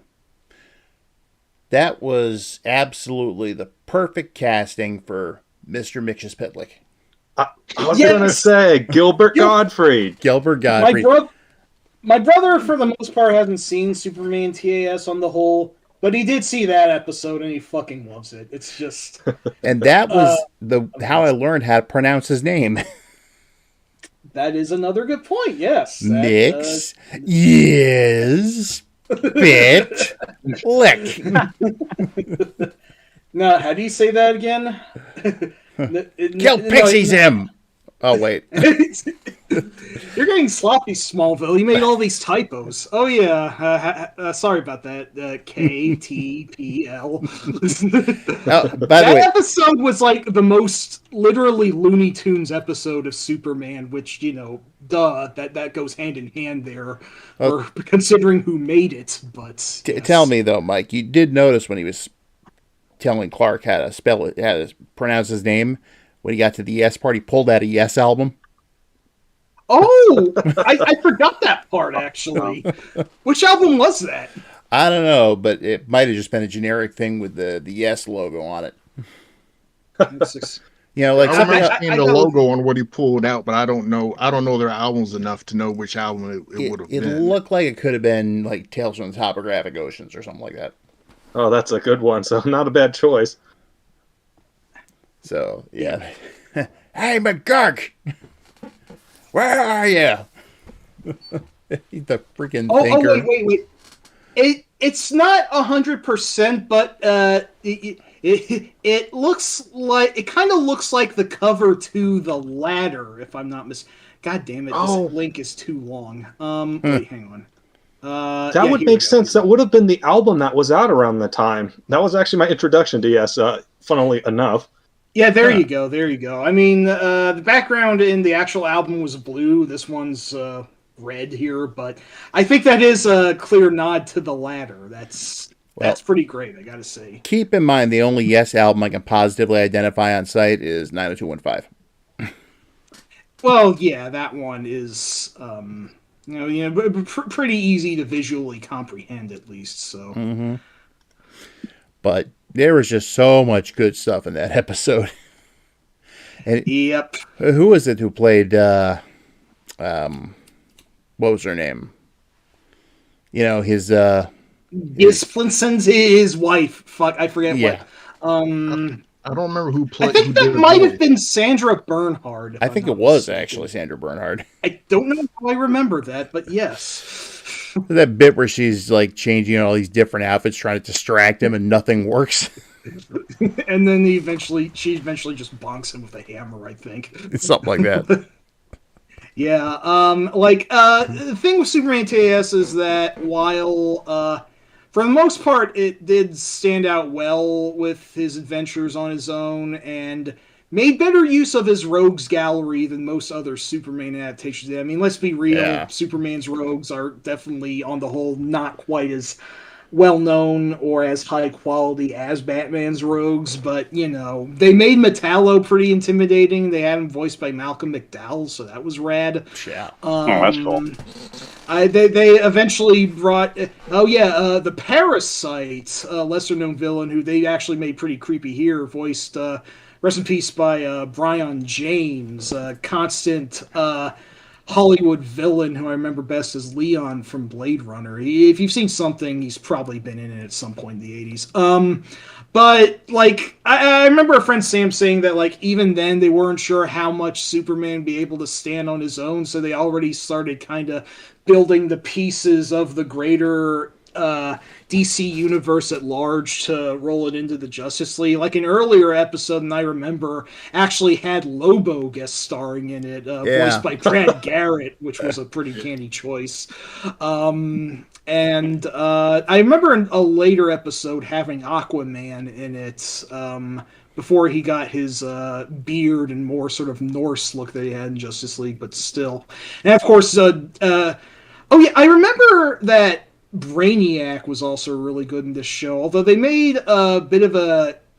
They kind of changed Brainiac's origin to actually be the supercomputer that kind of led to Krypton's downfall, which I don't remember anyone really complaining about that sort of adaptational choice, but I thought it was interesting that they made him an entirely synthetic being instead of a super smart alien. But, like, for the most part, they did actually do surprisingly good with Superman's rogues gallery, even, if for the most part they weren't as popular. I think there were a few duds in there, but yeah. On a side note, when they do the inevitable Superman 2 or, Superman insert subtitle here, I really hope the villain is Brainiac and that they do him right. Yeah. It absolutely has to be Brainiac, because I think it would be too soon to go to Dark Side. That's maybe more for a third film or whatever Justice League they're going for. The animated series version of Brainiac kind of streamlines him a lot, because he was a robot from a different planet, Kolu or something like that. Yeah. And the weird thing was, when I was a kid, I thought he was a Martian at first, because he's a green guy, but he was a robot. True. And then years later, I read that the original plan was to make him an alien at first, and then for some reason they changed it, so he was a robot, and that's why he looks like an alien instead. The only version that looked like a robot up until the animated series was that one that almost looks like a Terminator, where you can see like the robotic brain in a clear case on the skull. I like that design. How his ship looks like a skull? Oh yeah, the skull ship. When they redesigned Brainiac in the 1980s, and this was right before the Superpowers toy line, that's what he looked like.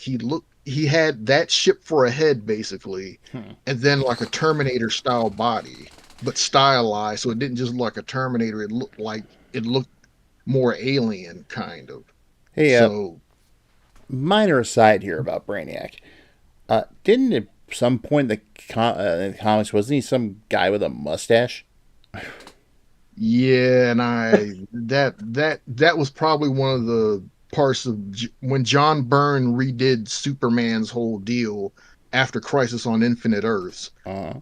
He changed Brainiac, and I don't know what the deal was with that. I liked most of the other stuff he did. Yeah, and a lot of that stuff shows up in the animated series. The businessman version of Luthor comes from that. Still the best one. Yep, and that Brainiac, that was an off day. Yeah, that was just like, wait, what? It's like they can't all be zingers. We just came from having him basically be a Terminator who lives out his whole gimmick in his design, because he's a robot and he's smart. You see his brain. Oh, that's got to be Brainiac. Yeah. And then right after that, to do something that backwards, it was just weird. Hello, I'm Mustache Brainiac. Why not? But yeah, Superman was good. Not quite up to the same quality as Batman, but definitely good. And they did have a pretty good 3-part crossover too. Yeah, World's Finest, where, of course, the Joker comes closer to almost ruining everything than Lex Luthor does, because Joker Mania was starting to build at that time. But, again, I'll never say no to Hamill's Joker, so that was a really good crossover event. It deserved to be the event that it was. I do remember there was some criticism drawn on the character Livewire, who they kind of meant to be this series' breakout villain, like Harley Quinn. They basically tried to do Harley Quinn again, but like make a shock jock into this crazy electrical lady. Yeah, I remember her. That was a lot more mixed somehow. Unless I have my own wires crossed, wasn't there a character named Roxy Rocket or something like that? Oh, she was in Batman. Oh, she was in Batman. Okay, yeah, I have my wires crossed slightly. Yeah, you're not too far off. Yeah. You're not too far off. I think maybe Batman tried to make yet another Harley Quinn success, and like that's only lightning you could strike once, like Jury in Street Fighter 4. You can't really pull that rabbit out of the same hat twice for the most part. But Livewire was popular enough to make it into the comics, though. That is true, and I think she actually lasted up to the. I think she actually came back for the latest animated adaptation, My Adventures with Superman, which I've heard a lot of good about, and I still need to get to. But It's actually really good. I would one recommend it. yeah, One- yeah, Jay. So I've heard. I guess she did better One than of the funny Magpie then. Sorry, Brian. Go ahead. One of the funny parts was that at one point in the comics she reformed, and then she wears that suit that Superman wore when he had the electric powers in the 90s. I The Red remember and that Blue whole Superman. little detour. God. Really? Superman Holy Red and Superman Blue. Jesus Yeah. Christ! Holy And fuck! Really? and for a while she had that outfit, and actually it was kind of cool looking. So Huh. well, goddamn. so it was basically Harley Quinn, Livewire, and I can't believe I forgot her name, the detective from Batman. Barbara And Gordon? Oh, wait. no. Renee Montoya. Yeah, Montoya. That's it. Yeah. She Which became the made me- Question eventually. Yeah, which that felt like a downgrade, because it's like you go from being a Batman character to some character that people really didn't know as much as a Batman character. So Yeah. that always felt like a downgrade to me.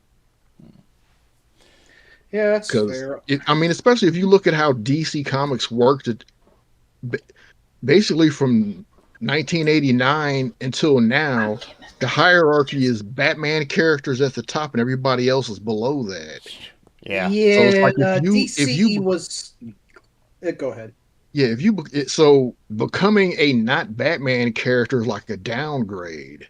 Yeah. And Renee DC Montoya was- is such a cool name. Yeah. Yeah, DC was very clearly playing favorites around this time, and I guess even like Superman as an animated series felt like it almost had to be there because he's like the other most popular DC character, but he came after Batman instead of the animated division leading off with him. I don't know if that was because DC was playing favorites or not, but It had to do with the Tim Burton movie, I think, more than anything. And the success of yeah. Batman was like, well, we got to do Superman now. So Mm-hmm. good point. And then that was in development hell, and they eventually farted out Superman Returns, which Yeah. Yeah, one other thing about the designs in the show, if you look around on the internet hard enough, the original designs looked more like it was almost closer to Batman, where it had a 1940s look to it, and they were told not to do that. In fact, they had to fight to not give him that long hair in the back like he had in the comics at the time. Oh, geez, they were gonna give him the super And- mullet. Super Yeah. Mullet, yes. They Super Mullet, yeah. they wanted Fuck. they were trying to push them to do that so bad, and all the people in the cartoon crew just had to fight it, and thank goodness they won, because that would have dated it even harder. Oh yeah. So I tell you what, let's go ahead and pivot away from the DC side of things over to the Marvel side. I know we're going to at least hit X-Men and Iron Man. Mm-hmm. So X-Men. You know, The fucking guitar. I'll be your baby tonight. That's what it sounds like. We got to get that out of the way too. yep. Whitney Houston, just look it up when we're done with the stream, and you'll hear what I'm saying. Gotcha. She didn't actually try to sue them, did she? I didn't hear about that, but Okay, that's fair. But yeah, X-Men was big. I only saw the first few episodes of it, and I think I caught one or two sporadically after that until it went off the air. But I remember it being good. So, okay, who's our resident X-Men expert here? The animated series, that is. I think like, Prime I- and I might share co-credit on this because I think yes, I stopped watched a off at lot the of same it too. point. So And yes, Snarb, please, you do go. I don't want to overshadow anyone. I feel like I keep stealing the damn spotlight here. and I can Well- only talk about the first half, because there's a thing we'll talk about later, so I won't, to keep from derailing this whole thing, where there's a reason why I only saw the first half of the series. Well, the reason I only saw the first few episodes was because of the reasons I stated at the top of the stream. Work, school, the ladies, that kind of thing. Yeah, I'm kind of in the same boat on that. But I did watch a fair amount of episodes of the series, and I did enjoy it for what it was at the time. And kind of wish I finished it, but it was really good. I did watch the entire run of X-Men 97 when that came out, though. I've I heard still so need to much see that. good about that. I gotta get on it. Holy shit. The video game episode is probably my favorite. Big surprise. Yeah, I know, was good. So, all right, well, Mike, Prime, Snarb, have at it. So who wants to start this conversation? Because I'm having trouble introducing this show other than to say, well, I was a Fox kid, and at some point, obviously, you're going to, if you continuously watch that channel, you're going to run into the X-Men, which is what channel that appeared on. And I wasn't super familiar with the X-Men at the time. I remember having a couple of the Toy Biz toys, especially Archangel, and it was so wild seeing the show based on this thing I wasn't super familiar with. In fact, I think my introduction was actually the Konami game, which was based on a completely different pilot that they could have gone with, but instead we got the Fox Kids show. Right of the Pride X-Men. of the X-Men. That's right. Where Wolverine was apparently sounded Australian in a rather hilarious cosmic prediction of Hugh Jackman many years earlier. But yeah. Well, we were having a and save the conversation at city. some point. Oh, sorry, go ahead. Go and save the city. At some point, me and Prime were discussing that game, and also, why Wolverine had an Australian accent, and I believe he has an explanation for that. If you want to go into that, Prime.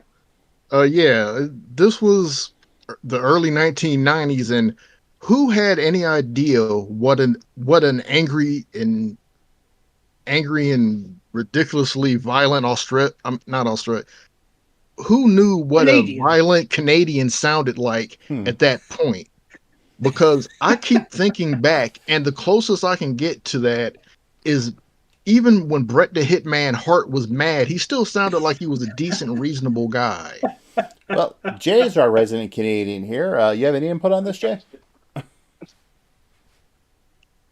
Yeah, when we're angry, we do sound like. That's a joke, but You're fading out pretty bad. I couldn't even hear the joke. Yeah, I couldn't hear it. hello? Can you guys hear me now? Yeah. Yeah, we can. Okay. Oh, I was just saying we're apologetically angry. No, that was a joke, but Not a bad one. I don't Yeah. have any input on it. Like, we do have some angry people over here. So, it just, Yeah, it's when like I first heard him in the show, he did sound cool. But again, at the time, like, read the comics mostly, and then you hear Wolverine, it's like, oh yeah, that works. Things like that. But I think they did a good job with it. Yeah. because like if they would have done it in the early 80s, he would have sounded like the McKenzie brothers. Because it was an American production. So they'd be like, hey, take off, you hoser evil mutants, eh? I'm Just- glad they did it in the 90s. To be Yeah. fair. And a lot of the voice work was done in Canada, and they've got a really strong radio voice acting community, because even in the 60s, the Marvel cartoons, you had John Vernon and Chris Wiggins doing voices for it. John Vernon was Iron Man and Namor. Chris Wiggins, I can't remember who he was, but they came from that Canadian radio play background. So it was kind of cool that the X-Men kind of brought that back to it, and that's where a lot of those voice actors come from. Nice. Mhm. Now, on the subject of Australian Wolverine, I can't help but to picture something right now. Yes. You call that a knife, bub? This, snicked. This is a knife. Claws made of spoons. What a volatile concept. Oh, I see you played Knifey Spoony before.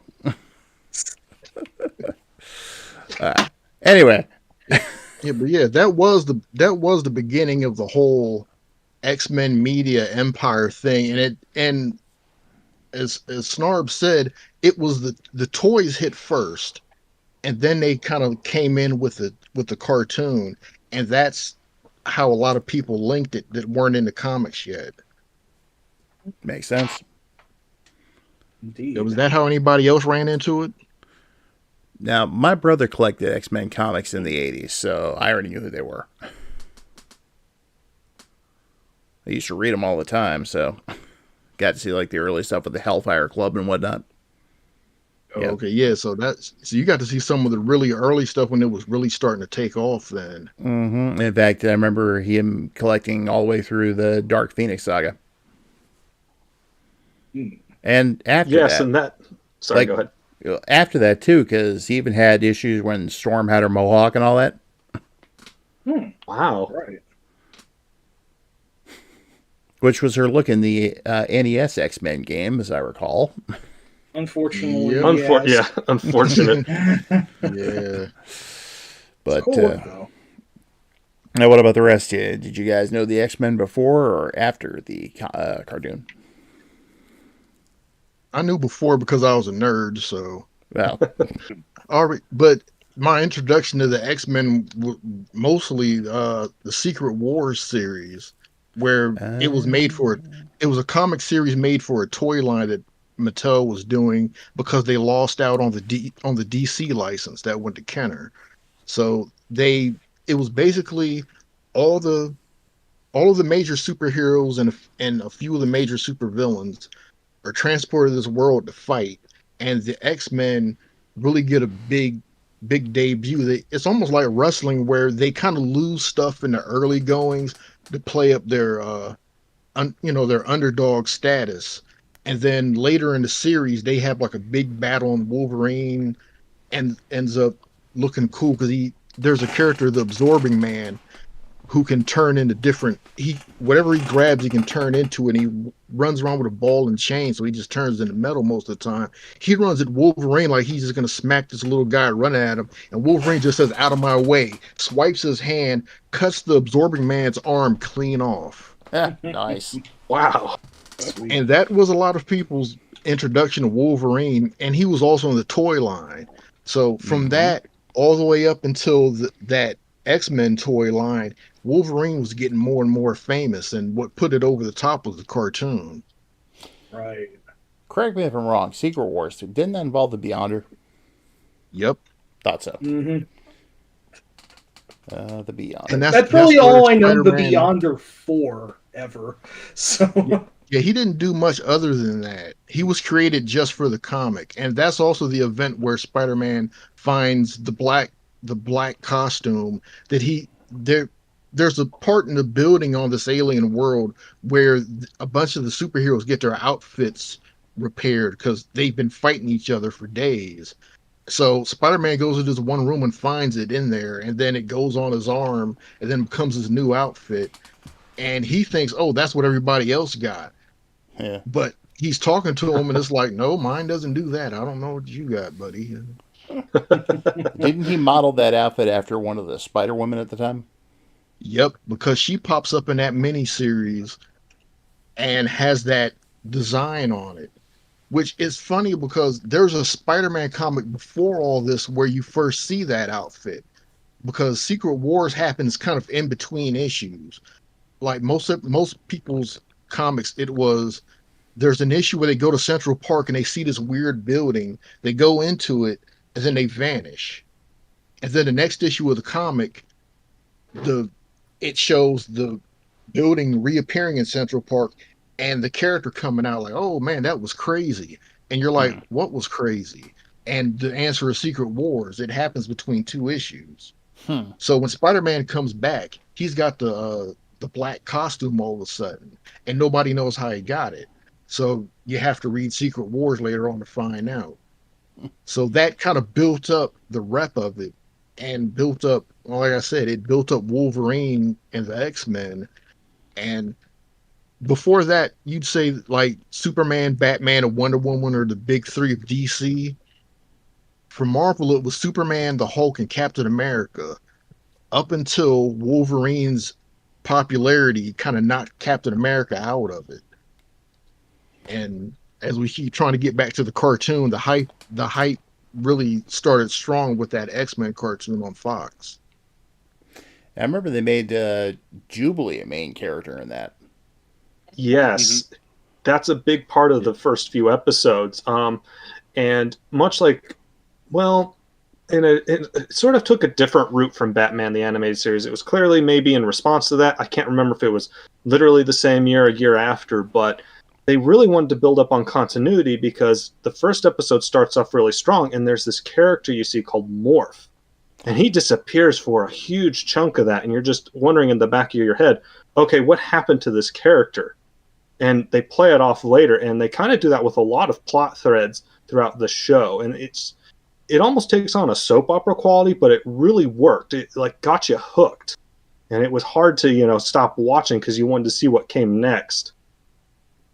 Makes sense. Because in that first two-parter, Night of the Sentinels, I think maybe in the second part, that's where it looks like Morph got killed. And originally they were going to do that with Thunderbird, and they said, look, Thunderbird is a Native American character. You can't, and he died, and in the comics he dies like in the second or third X-Men appearance when they get the new team. And they were going to do that in the show, and they said, you can't do that to the one Native American character you've got in the entire show. Yeah. And they said, oh yeah, right. So what they did was they took a character from the books called Changeling, and they changed him to Morph. And they just kind of it's a new character, but it's kind of based on a few different older characters. There's parts of other people in it too, but it's mostly Changeling. And in the books, he died to make it look like Professor X got killed when somebody was hunting Professor X. So they still kind of paid tribute to the comics in that way. And that was killing off a character like that, and especially right as the series is starting, that was a big thing. Yeah. Now, you mentioned the episodes were called Night of the Sentinels.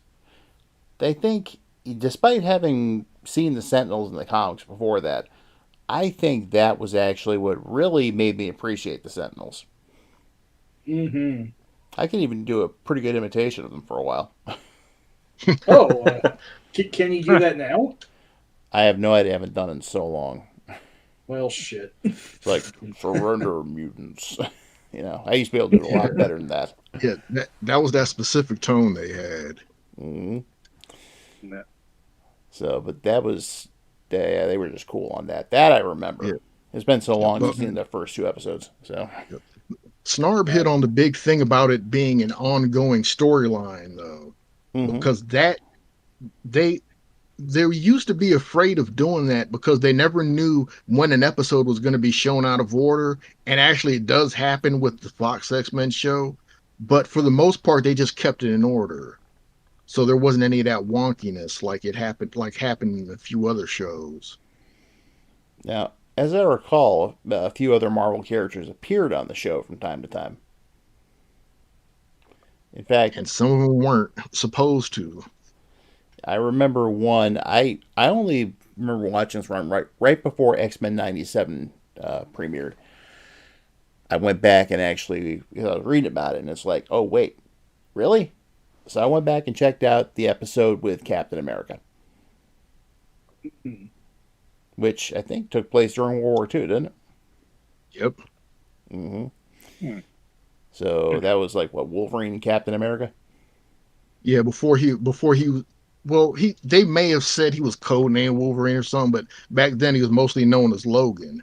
Yeah. And the crazy part about it, one of the co-creators of he was one of the co-creators of Wolverine, Len Wein. I don't know if that's how you pronounce his name, but I think it's Wein.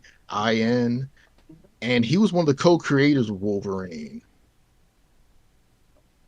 I think I remember So about him once. it's kind of a cool thing that one of the people that made him got to write the episode of Captain America. with Captain America in it and Wolverine's younger days. Yeah. Now, I'm a sucker for anything like comic World War II related stuff. Like, I mean, if it tells you anything, out of all the Marvel movies that came out, Captain America: The First Avenger is still my favorite. And that was a great one. Yeah. Yeah, he almost got a TV show of his own that was set in World War II. They did some kind of What? short. They did a short presentation video of it, and the network didn't pick it up. Oh, Oh, man. fuck you guys. And Bogus. And I think that's why he's not heavily in that later Avengers cartoon that they put out, because that I don't think we're even going to talk about that. That wasn't good, but the X-Men that turned out really good. Nice. Yeah, I just got the message from Snarb. He just said BRB, so Okay, because I want to hear him talk more about it, because me knowing about these characters beforehand is one thing, but the way this show introduced the characters to a lot of new people, that's what I want to hear about. Yeah. yeah. Yeah. What about you, Mike? It has been a long time, but I didn't grow up watching the series. In fact, I want to say that the Konami arcade game was actually my first widespread exposure to the X-Men universe that I remember. It was in at least, I think, 2 of the arcades I frequented back in the day, and this is the original fucking megalith double screen 6-player version. That always took up that was always really fucking eye-catching for the time. It was really goddamn amazing. And it was fantastic to get in on a 6-player game. Yeah, unfortunately, I don't think I ever quite had that delight to share, but it it was a real big event for a time. But yeah, not knowing that it was now that it was divorced from the show and it was based on that pilot, which I still haven't seen. I didn't grow up watching the show for the most part. I just decided randomly, like, I don't know, 5 or 6 years ago or so, that I would get on this series because I had been hearing so much good about it. Like, I had viewed all of the decal, the DC animated universe, and I wanted to know what Marvel was doing at the time, because it kind of felt like the way history, quote-unquote history, wrote it, that Marvel's animated offerings at the time were quote-unquote inferior for the most part. And that just seems kind of like fanboy perching there, so... But I had heard a lot of good about the X-Men animated series regardless, so I did decide to get into it, and for the most part, yes, I did really like what I saw. I wish I could tell you more about specific plot lines, but my memory is... I do remember it being heavy on continuity, for better or worse, but the exact nature of the plot lines I am unfortunately rusty on. What I walk away more with are the characters and how rich and entertaining they all were. I think my favorites were Beast and Storm, because Beast is just such a nice guy. He's so adorable. I want to hug him. He's easily like the most approachable member. He's like really smart and friendly, but like I think the series started with him getting arrested, just kind of showing the contrast. Well, no, wait, not even arrested. Wasn't he like in jail for a large chunk of the series? For that first season, that whole part of the whole running storyline was him being locked up, and they didn't expect him to get as popular as he got. But George Buza, I don't know how to pronounce his last name either. He's like a really cool character actor. If you look up George Buza, you'll see his name in a few things, including that there was a horror movie that was a crap, I can't remember what the name. It was like Creep Show, but it was themed around Christmas. It's something like the Tales of Christmas or something. And they were horror themed. He played like a butt kicking Santa in that. Huh. This sounds amazing. I need to see it. Holy shit! I am back, by the way. Sorry about that. Okay, welcome back. Because we were trying to what we were talking about was trying to see where Mike was coming from as far as how did how did that cartoon end up getting him hooked on the characters, because that's what you were talking about when you had to leave. So Okay, so my experience with the X-Men, it kind of goes back that I knew Marvel Comics was a thing. I remember, at the checkout sometimes looking at the comics, and some of the earliest comics I can remember, like either looking at or maybe even owning was, one with Venom, one with War Machine, one with Deathlock, if you can believe it. That's a character I really want to dig into more because he's so cool, at least cool looking, and he has an interesting backstory. It's almost like Spawn before Spawn, but I digress. I had some familiarity. I knew that the X-Men kind of existed in this sort of quasi sort of space because I had some of the toys, I had seen the arcade game, but I didn't put two and two together until the show came out. And, your first introduction to it is like, I don't know if they showed the intro at the start of the two-parter or not, but that just leaves such a huge impression on you, just this really well animated thing with that rocking tune. You've got these band of misfits both on the good guys and bad guys side. And then you get to the show proper and the characters are so interesting. They have such weird powers you don't expect superheroes to have. Like Wolverine, his skeleton is coated in this, impossible, uncuttable metal. He's just indestructible, and he shoots claws from his hands. You have Jubilee, who can just snap her fingers and like fireworks just come out. You have Rogue, who can't touch anybody because she absorbs their life force and their superpowers. They don't mention this, I think, in the series proper, but at the time, I believe the reason she's so strong and she can fly is because I think she stole Captain Marvel's powers or something like that. Yeah, it was. Yeah, she was. It was there, and they have an episode about that, Ms. Marvel. Right, I remember that one too. And in the comics, it happened in an Avengers annual written by the X-Men writer, weirdly enough. Rogue holds on to Carol Danvers for too long, and she absorbs more than her power. She absorbs like part of her psyche. And it leaves her kind of messed up. And that's why Rogue's really, that's why she feels the way she does about her powers. And one of the most. And it shocked me that they had her. It shocked me that they even had Ms. Marvel in the cartoon. I was like, wow, they actually did that. But one of the most striking comic covers I've ever seen was that cover of X-Men that actually showed Rogue fighting a zombified Ms. Marvel. Which that was trippy. Yeah. Wow. But it all had to do with that whole thing. And to go further into it, you didn't just have the heroes that had all these powers. You had the villains, and the villains were just so menacing. Like, you start off with the Sentinels, and then you have Magneto, who's this really sympathetic character, but man, he chews the scenery. He's like just devious and evil, and he'll go to any lengths to achieve his goal. And then he has this huge guy called the Juggernaut, and he's like so large, like this big as a house. And then you just factor all those things in, and then you have the almost soap opera style storytelling where it's like a new thing every week. A little bit of plot thread is revealed. There's all this drama. The characters sometimes have spats, especially Cyclops and Wolverine. I'll never get over that because I liked both characters. I was more on the Cyclops side because they make him really sympathetic in that show. He cannot take those glasses off. Like, there's a scene in a bar where he's being hassled by, anti-mutant people, bigots, whatever you want to call them. And like, they knock off his glasses and he almost melts them. And they're like, he has to close his eyes and they're like, please put the glasses back on. And it's like, that just sort of social aspect of the show too. This is something we haven't touched on with the 90s cartoons. There was this push to make them more... Oh, sorry, go ahead. Years before the term fuck around and find out became popular. That's like the most example you can get. Pretty much.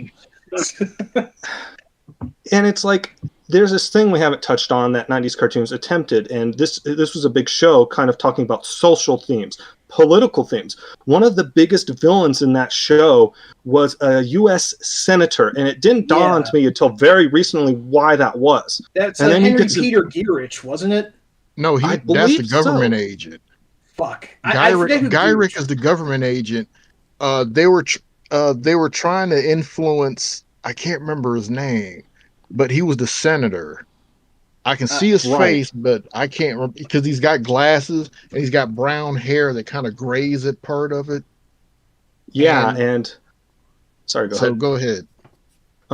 And that plot also then tied in with Apocalypse, because there was some kind of mutant virus, and there was this thing that Apocalypse was involved with. He was trying to do something, and then you jump to the future, and it's like you see Wolverine's skeleton in a vat, and you meet this guy called Bishop, and he's tasked with going back in time and fixing things.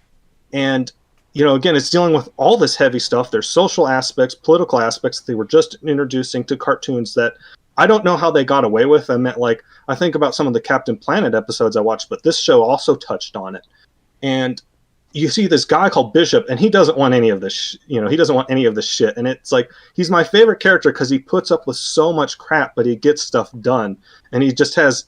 They don't mention what his power is, but he can absorb sort of like energy and then redirect it, almost like Gambit. Like Gambit kind of can infuse things with energy. I think Bishop's the other end of that. He can absorb it and sort of like power himself up. But you had all of these details, all of these characters. You'd be in one place and then you jump to the villain side, or you jump to the future and you'd be seeing these weird little details, about how the future has been devastated and how they have to set things right. And I think in Bishop's case, he doesn't do it 100%. I think he improves things, but there are points where the heroes lose, and it's like it really sells you on what the idea of what a comic book should be and can be.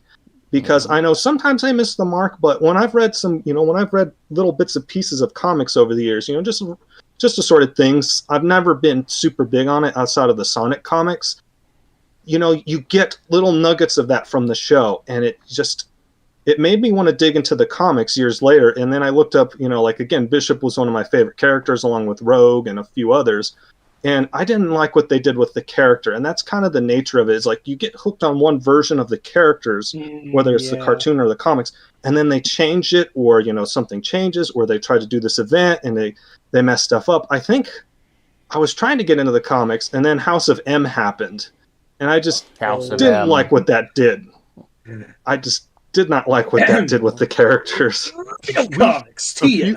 A few of us were having a conversation on Twitter years ago about characters where their outfit perfectly sold their gimmick, and then a later design just completely messes it up by just doing something random.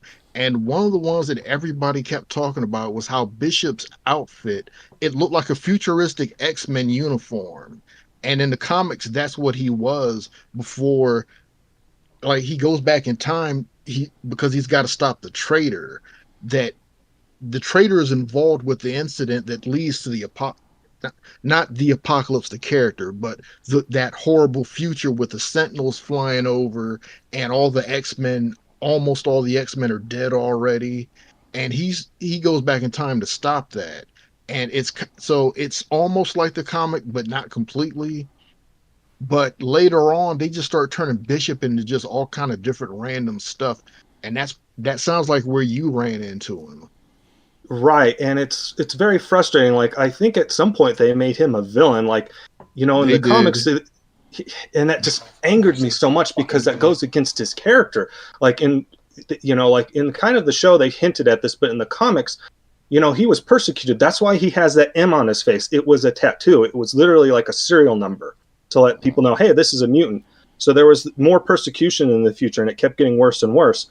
And at some point, I think in the comics, he discovers the original mutant that started that, and he just goes nuts. And that just felt like such a betrayal of this character I had liked on the show, and it just kind of reminded me that it's not, the comics aren't always the same thing as the show. Like, this happened to me with Teen Titans as well. I really liked the cartoon. I tried to get into the comics, and they introduced Raven's character, and the backstory that involved her mom and the demon Trigon. It really just bothered me because they kind of graphically show what he did, even if it's just her mother's face and then the demon.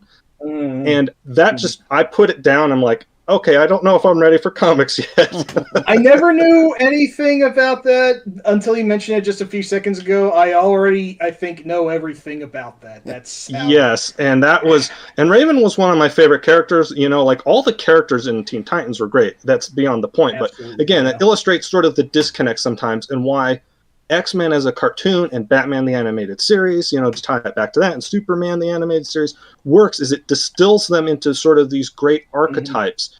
And then you get fed a version of it that's more digestible. It doesn't have as much baggage. It's not, you know, they'll do crossover episodes. Like there was one with Spider-Man in X-Men, you know, because there was also the Fox Spider-Man cartoon, which was also really good.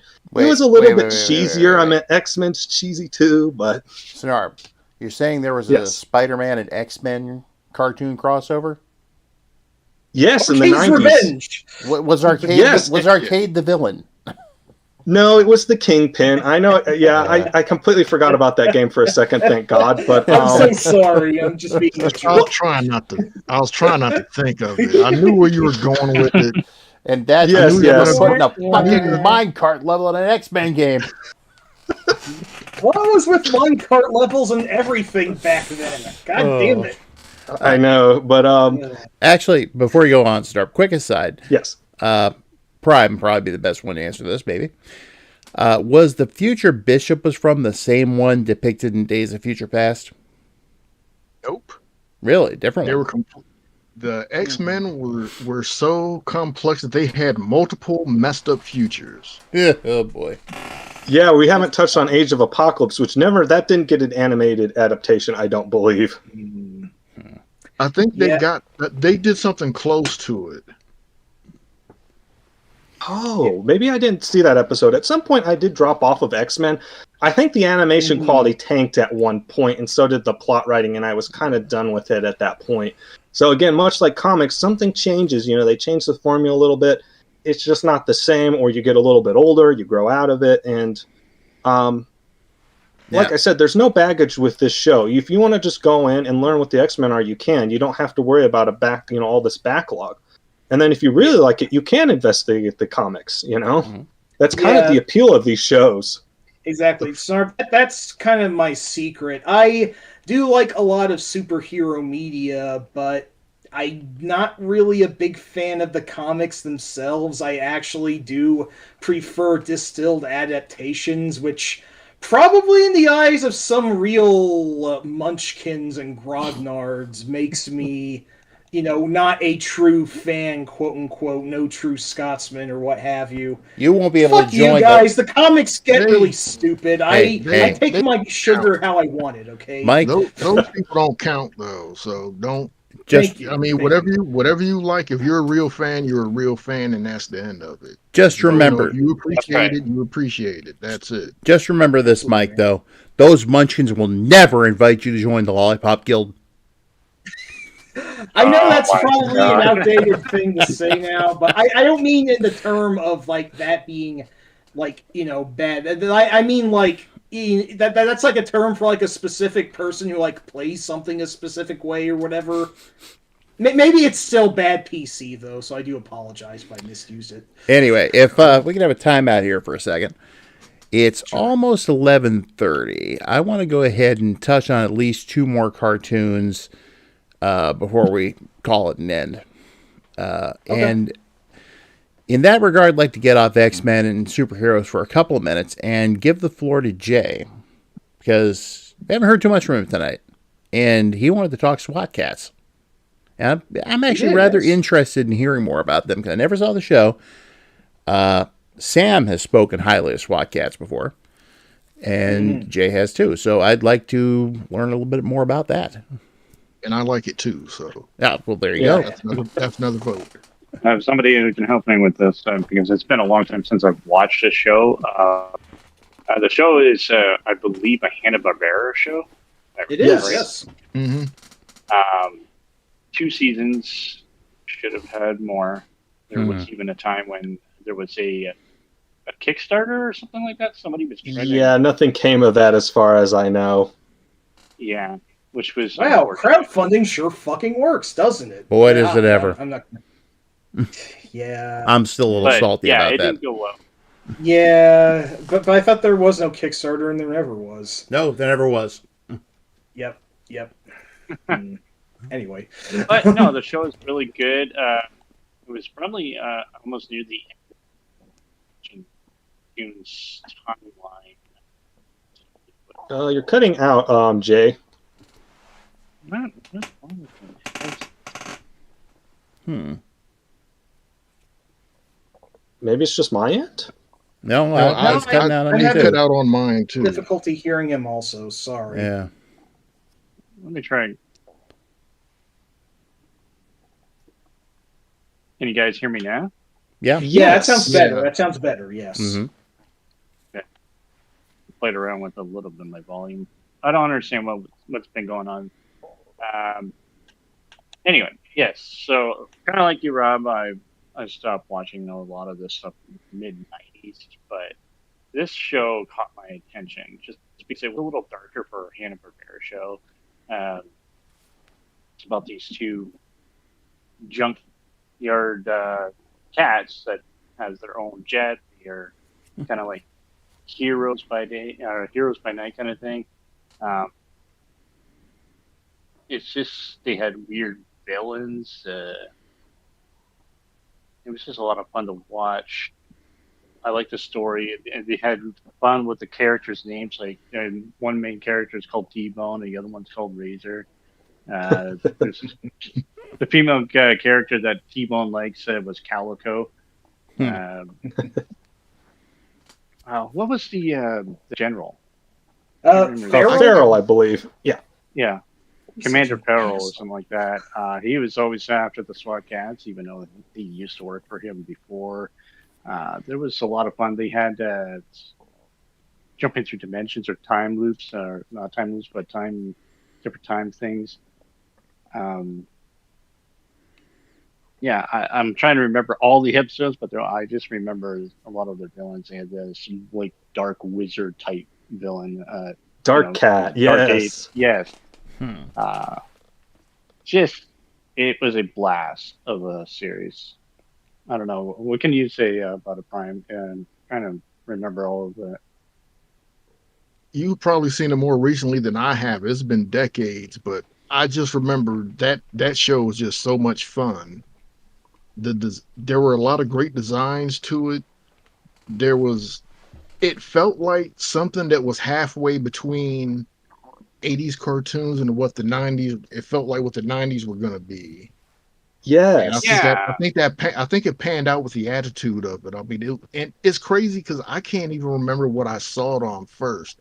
I mean, I know I saw it later on Cartoon Network, but I don't remember where I saw it first.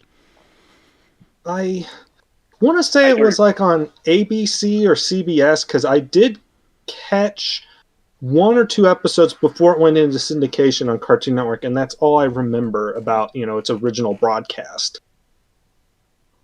Well, I used to watch it I think it was at least Saturday morning, but it was usually early, 7:30, and I would tape it too, just because I would catch it all the way, or I'm not making up in time and things like that. But the music's good. Oh, yeah. Then season 2 has an even cooler one with an even more badass guitar riff, if you could believe it. Oh wow, I should look that up. I actually definitely watch an episode of season at least one, because this show did a thing that a few other shows did where the first season was good, the animation was a little clunky or awkward at times, and then season 2 was like, hey, what if we had the budget of a really good anime or something for this entire season? Mm-hmm. Nice. Well, like I said, what I liked about it was had that darker tone, especially whenever you were watching shows like Tiny Toons and Animaniacs, things like that. The Disney block and all those normal cartoons, and then this hits, and you're like, wait, this is Hanna-Barbera? Really? What am I watching here? And then you see these cats are just in the junkyard fixing things, getting rid of stuff, and then boom, the music hits, and they jump into their jet and go on to fight crime, and you have the Commander Farrell always after them, even though they were beforehand. You know, it was a lot. I just wish there was more because it doesn't. I wish there were more too. Yeah, sounds like a far cry from the Flintstones. Yes. No, definitely. Yeah, for some reason, Hanna-Barbera, I guess they got tired of being called like the cartoon slop factory, you know? And they decided to really kind of swing for the fences in the 90s. This is one of those shows. To go off of what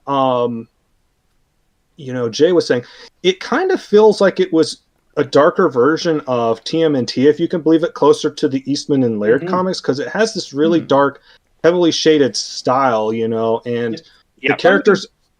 Oh, sorry, go ahead. Funny you mention that because Razor was Donatello, right? Barry Gordon? Yes, he was. Yeah. And the characters are like a fusion of the two. Like, T-Bone is basically Ralph and Michelangelo, and then, or wait, I might have their names backwards, but the smaller, smarter cat's Leonardo and Donatello, and then the bigger one is Raph and Mike. So it's kind of a distillation of it. And then the Jet is basically like the third character, and that thing is just so cool. They always have these weird and wild inventions and missiles and other sort of tricks up their sleeve. But even when they can't use their jet, even when it's out of commission or they need to go on foot, they still have various different gadgets and stuff. Like they have these wrist gun sort of things, which, probably a way to get around censorship. But they would fire nets or like tracking darts or stuff like that so that they could get that little bit of extra edge. It seems like Razor had invented a new type of missile for every new episode early on. Which yes, and sometimes they bring some of the missiles back. Sorry, Jay, go ahead. Nice. No, I was just going to say it's like the gimmick of the week kind of steal, just to take up that particular enemy. Oh, he comes up with something new. Yeah. But yeah, instead of Mega Cat City, I just love the idea that we're trying to find ways to have cat names for almost everything. Like Mayor Manx and Calico Briggs and even worse or something. I forgot about them. Yeah. Lieutenant Selena Farrell. I remember her. Yes, there was the rival girl pilot who was like always trying to take him out too. But I think there was some sort of love triangle there or something, or something going on with her character. Teenage Mutant Flying SWAT Cats. Teenage Mutant Flying SWAT Cats. It's at least. It's like I said, it's too bad it didn't get a third season, but it did get a SNES game. That's right. And it's not great, but it is playable. That's I enjoy it, but yet it's not the best game in the world. It wasn't bad. That's more than can be said for a lot of games. It's still step up from the unplayable plop of the time, like all I can think of is the Wizard of Oz game for some reason. Well, there's also Mighty Max if we're talking other 90s shows that got games. Oh, yeah, that thing I would have talked about if I was on the toy stream. That did get an animated series. Mike. I somehow did not see, unfortunately. We might do a 90s toy stream, though, so it's whatever. I guess, yeah. I might have to sit that one out. Show that had 2 seasons, too. Hey, you can take my place. Then how's the stream going to run? Huh? No, actually, I would have some 90s toys to talk about, especially the Power of the Force line. Yeah, that was pretty good. To bring it back to SWAT Cats, though, if you're curious about it, Rob, there are some time travel episodes. There's one where they get sent back in time there's a villain called the Past Master, and I think he has a dragon or he can command dragons, and he sends it back to medieval times. And it's almost like Back to the Future 3, where they have to figure out some way to get their jet working again. And I think they have to figure out how to make these interesting little inventions to get by, since they're not, they're out of their element. There's a couple other time travel eps as well. There's the evil gangsters, Max and Molly Metallicat, who were, that was kind of a dark plot. They basically lived in the past. I think they were gunned down and killed. And then some weird scientist guy brings them back for some reason because he thinks it's a good idea. I can't remember the specifics. Yeah, then they turn them into like actual metal cats of sorts, so they tends to tear them out. RoboCat. Yeah. And then They're you really have cool. Mad Cat. Mad Cat was voiced by Roddy McDowell. I did not know that. Huh. Oh, Wow. You know, this show had some hella talent on it. Like I said, Barry Gordon was Razor. Charlie Adler, I brought up earlier, was everywhere. He was T-Bone. Tress McNeil was Deputy Mayor Calico. I think Jim Cummings was Mayor Manx. Gary Owens was Commander Farrell. Really? Holy the shit. original Space Ghost. Yes. Yeah. Yes, absolutely is. That's wild. It really is, yeah. Wow. I love the show. Like I said, I wish it had more because it felt like they could have ended on a good note if they had a third season. It felt like they were hitting their stride with the second season. That's the main thing I remember about it. And I was thinking there was going to be a third, and it didn't happen. That was my biggest complaint about the new WKRP.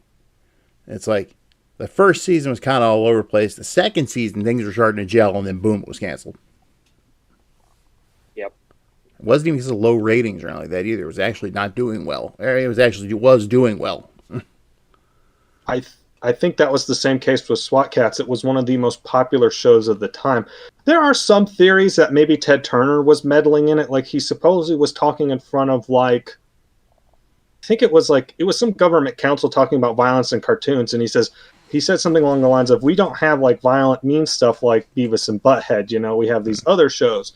And people have interpreted that to mean he was talking down about SWAT Cats. I don't think that was ever fully confirmed. I do know Captain Planet survived the chopping block, but I assume if there was any reason SWAT Cats got canceled, it was probably because that second season was way too expensive. That was very high quality animation. That's something in Hanna-Barbera's history, because people ask, well, in the 1960s, how come everything didn't look as good as Johnny Quest? It's like, that's because Johnny Quest only had one season, and it only had one season because that season cost a lot. Mm-hmm. And people don't, you know, they just think, I don't know what people think, if they're thinking, but that sadly ends up being like the end of a lot of really cool shows. Especially SWAT Cats when they came back and that look they had in the second season. That's a damn shame, is what it is. Yeah, all these good it's one of shows those die, shows. and go ahead, Jay. Oh, sorry. No, I was just saying. Anyway, Oh, I was just just one of going to those shows. Yep. Yeah, I was just going to make some offhand comment about all these great shows die too soon. And how many seasons has fucking Family Guy had? Too many. Yeah. Yeah. But Yeah. I lost track. anyway, I want to go ahead and turn things over to Prime now to cover Iron Man. That's another one I've been interested in learning more about ever since first hearing him talk about it. Okay, I'll try to keep it short because it's like we've been going long for a lot of these. Mm-hmm.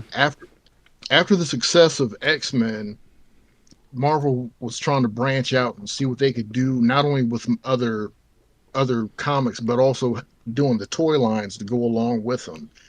They had a syndicated show called the Marvel Action Hour. I think the first season was Marvel Action Hour. It had Iron Man and it had Fantastic Four.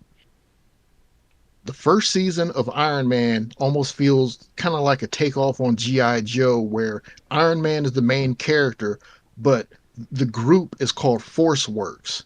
And it has a mix of different Avengers and Marvel characters. There's War Machine is in it. The Scarlet Witch, before she got famous, was in it.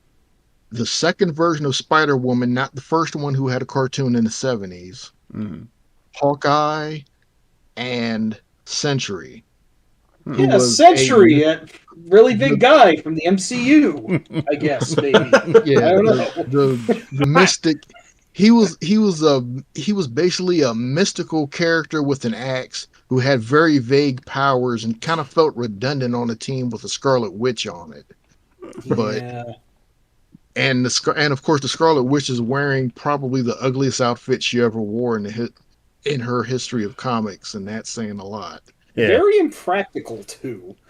Yeah, if there's a nail sticking out of a board that's sticking out too far, her outfit's gonna snag on it, and that's gonna that's gonna get the show canceled before it's time. But what That sounds like a bad harem anime plot.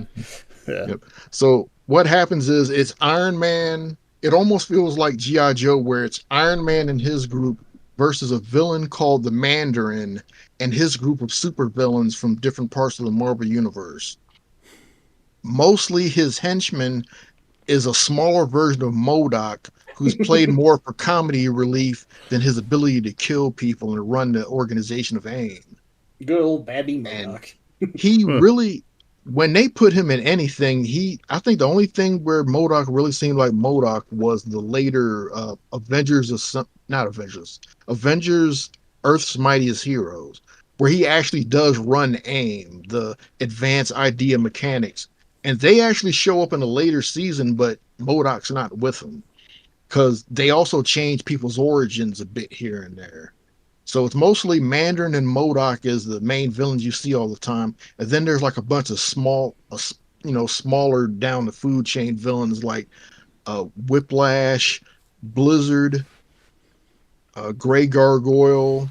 I'd never heard of before. Gray Gargoyle was a Thor villain, but every once in a while he would fight Iron Man because for some reason, if you fought one Avenger, eventually you end up having to fight the rest of them later on. Okay. Also, and it's funny, a bunch of the villains who show up in Captain America and the Avengers show up in this because it's the living laser, one of the bosses you fight in front of the bank. He shows up every once in a while, and so does Whirlwind, who is the boss at the first level. You will not escape. No, you will be the one escaping. One's escaping. The great dialogue in that game, the quality of writing and character work just lives on. Not to mention Vision's walk cycle. Yeah, with his arms like So I'm very angry at you supervillains right now, and you're going to get it when I get over there. That does sound a little bit like Vision, though. He's like walking on his toes at the same time. Yeah. But, anyway, go on. Yeah, but the tone of it, it's kind of, I know I keep saying G.I. Joe, but one of the head people that was in charge of this season, I think his name's Ron Friedman. He did a lot of the early work on the G.I. Joe series. He wrote the first two miniseries and a lot of the stuff for the ongoing. And it's more of a group. It's Iron Man as the star, but there are a lot of group moments sprinkled throughout the series. I mean, there's even a story that kind of touches on Hawkeye's family situation that you find out later on. That's why he's not showing up for some of the missions. And it's kind of funny, and there are parts in it where you feel like stuff was being put in there because the executives told them to. Like the parts, CGI? Yeah, there's a part CGI where too? Iron Man suits up and the view morphs into a CGI moment where he's got part of his armor on and he uses his hands to magnetically lift up his helmet and put his helmet on. And then it switches back to the regular cartoon, and it's very, very awkward.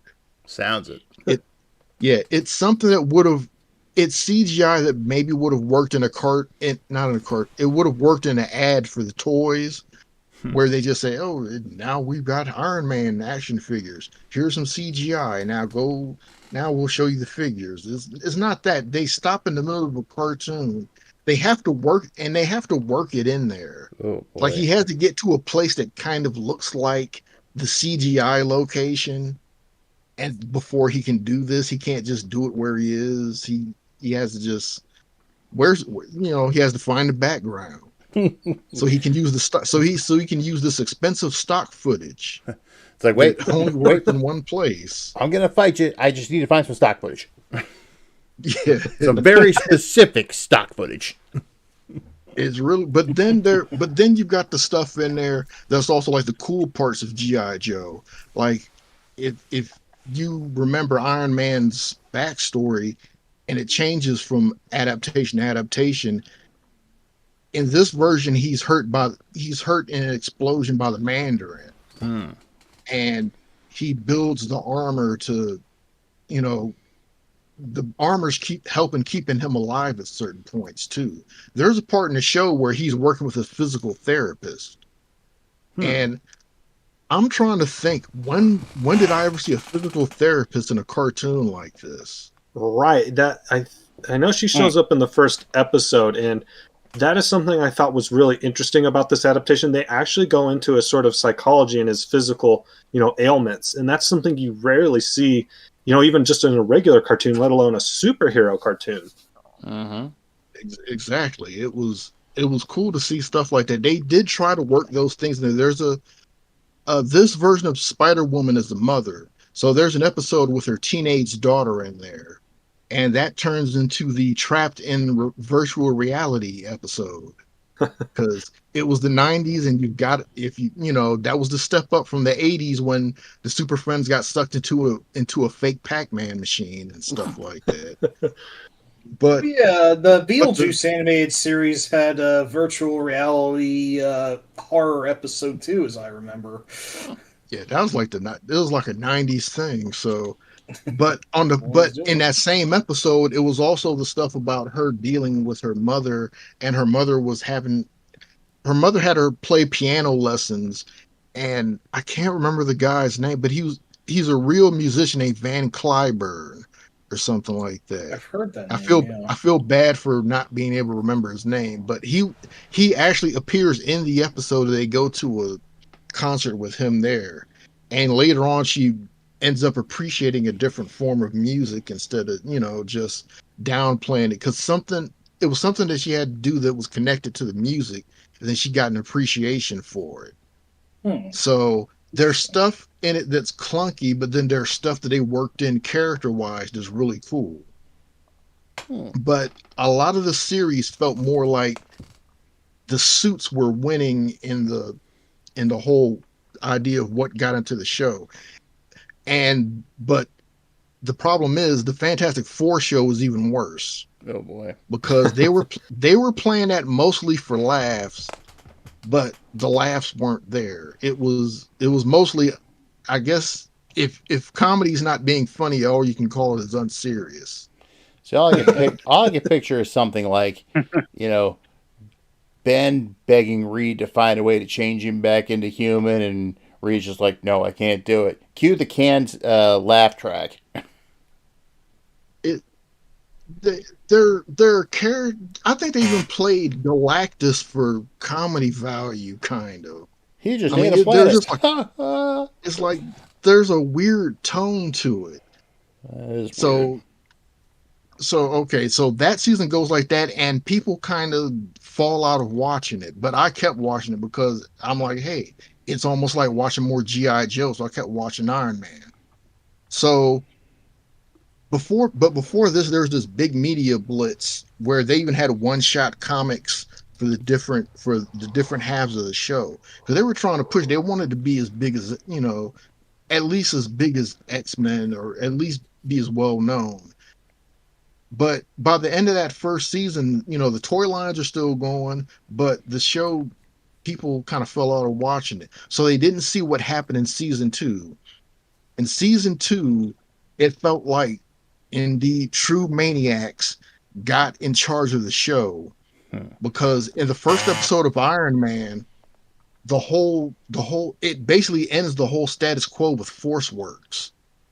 And it suddenly becomes a show mostly about Iron Man, Tony Stark, and Rhodey, who's War Machine, and Spider-Woman stays on because she works for Stark Enterprises, and the rest of the team just kind of floats off. The Mandarin actually loses his rings, and the rest of the season, at the end of each story, there's a part where you see some kind of weird story where some guys find a ring somewhere and they're going to sell it, but the Mandarin finds them and he gets the ring from, he just snatches the ring from them. There's one where he takes a ring off of a dead body.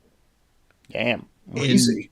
There was an episode that happens in the desert, and I guess something happens that I just watched these and I forgot already, but basically something happens in the desert, and there's like a big windstorm, and after everything else happens and all the characters leave, the Mandarin walks up and he's walking through the wreckage because he was looking for a shopkeeper who found the ring, and his hand is coming out from underneath a tarp.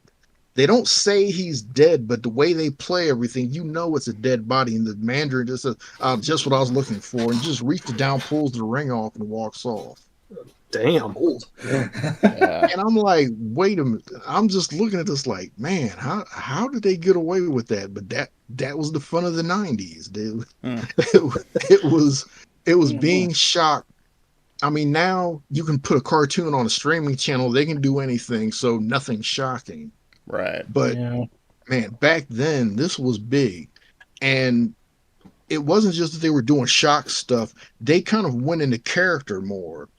There's a scene where Rhodey gets in, I think it's this maybe the second or third episode, Rhodey gets trapped in his armor.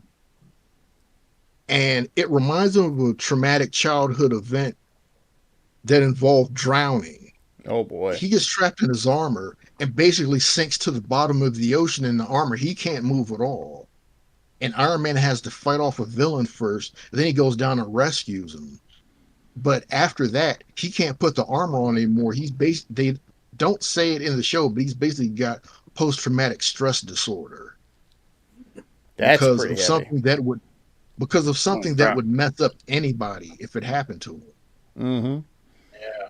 You know, it's almost like Storm's phobia of, you know, her claustrophobia from the event that killed her parents. And it's like Snarb said, it was cool to see them work stuff like that into a cartoon. You know, the second season took a more serious tone to it, and it also fixed a few of the characters they introduced earlier and made stupid. Like Titanium Man was a robot for some reason in the first season. Okay. They just the ultimate robot, Titanium Man, that they wrap up in like dirt that looks like a carpet or like a mattress.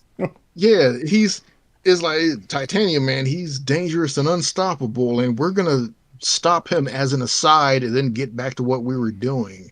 Like he was a roach that crawled out from under a crate. We'll roll him up in a rug and throw him off a bridge. Pretty much. That's exactly what they do, basically. Just replace bridge with outer space. Oh, geez. Yeah, that's how goofy it is. But in season 2, there's an episode. Oh man, this is kind of heavy. There's an episode with a villain called Dark Aegeus. They pronounce it different, something, I don't know. He basically went to this other planet and started messing things up and just causing destruction because he's a nihilist. Oh, really?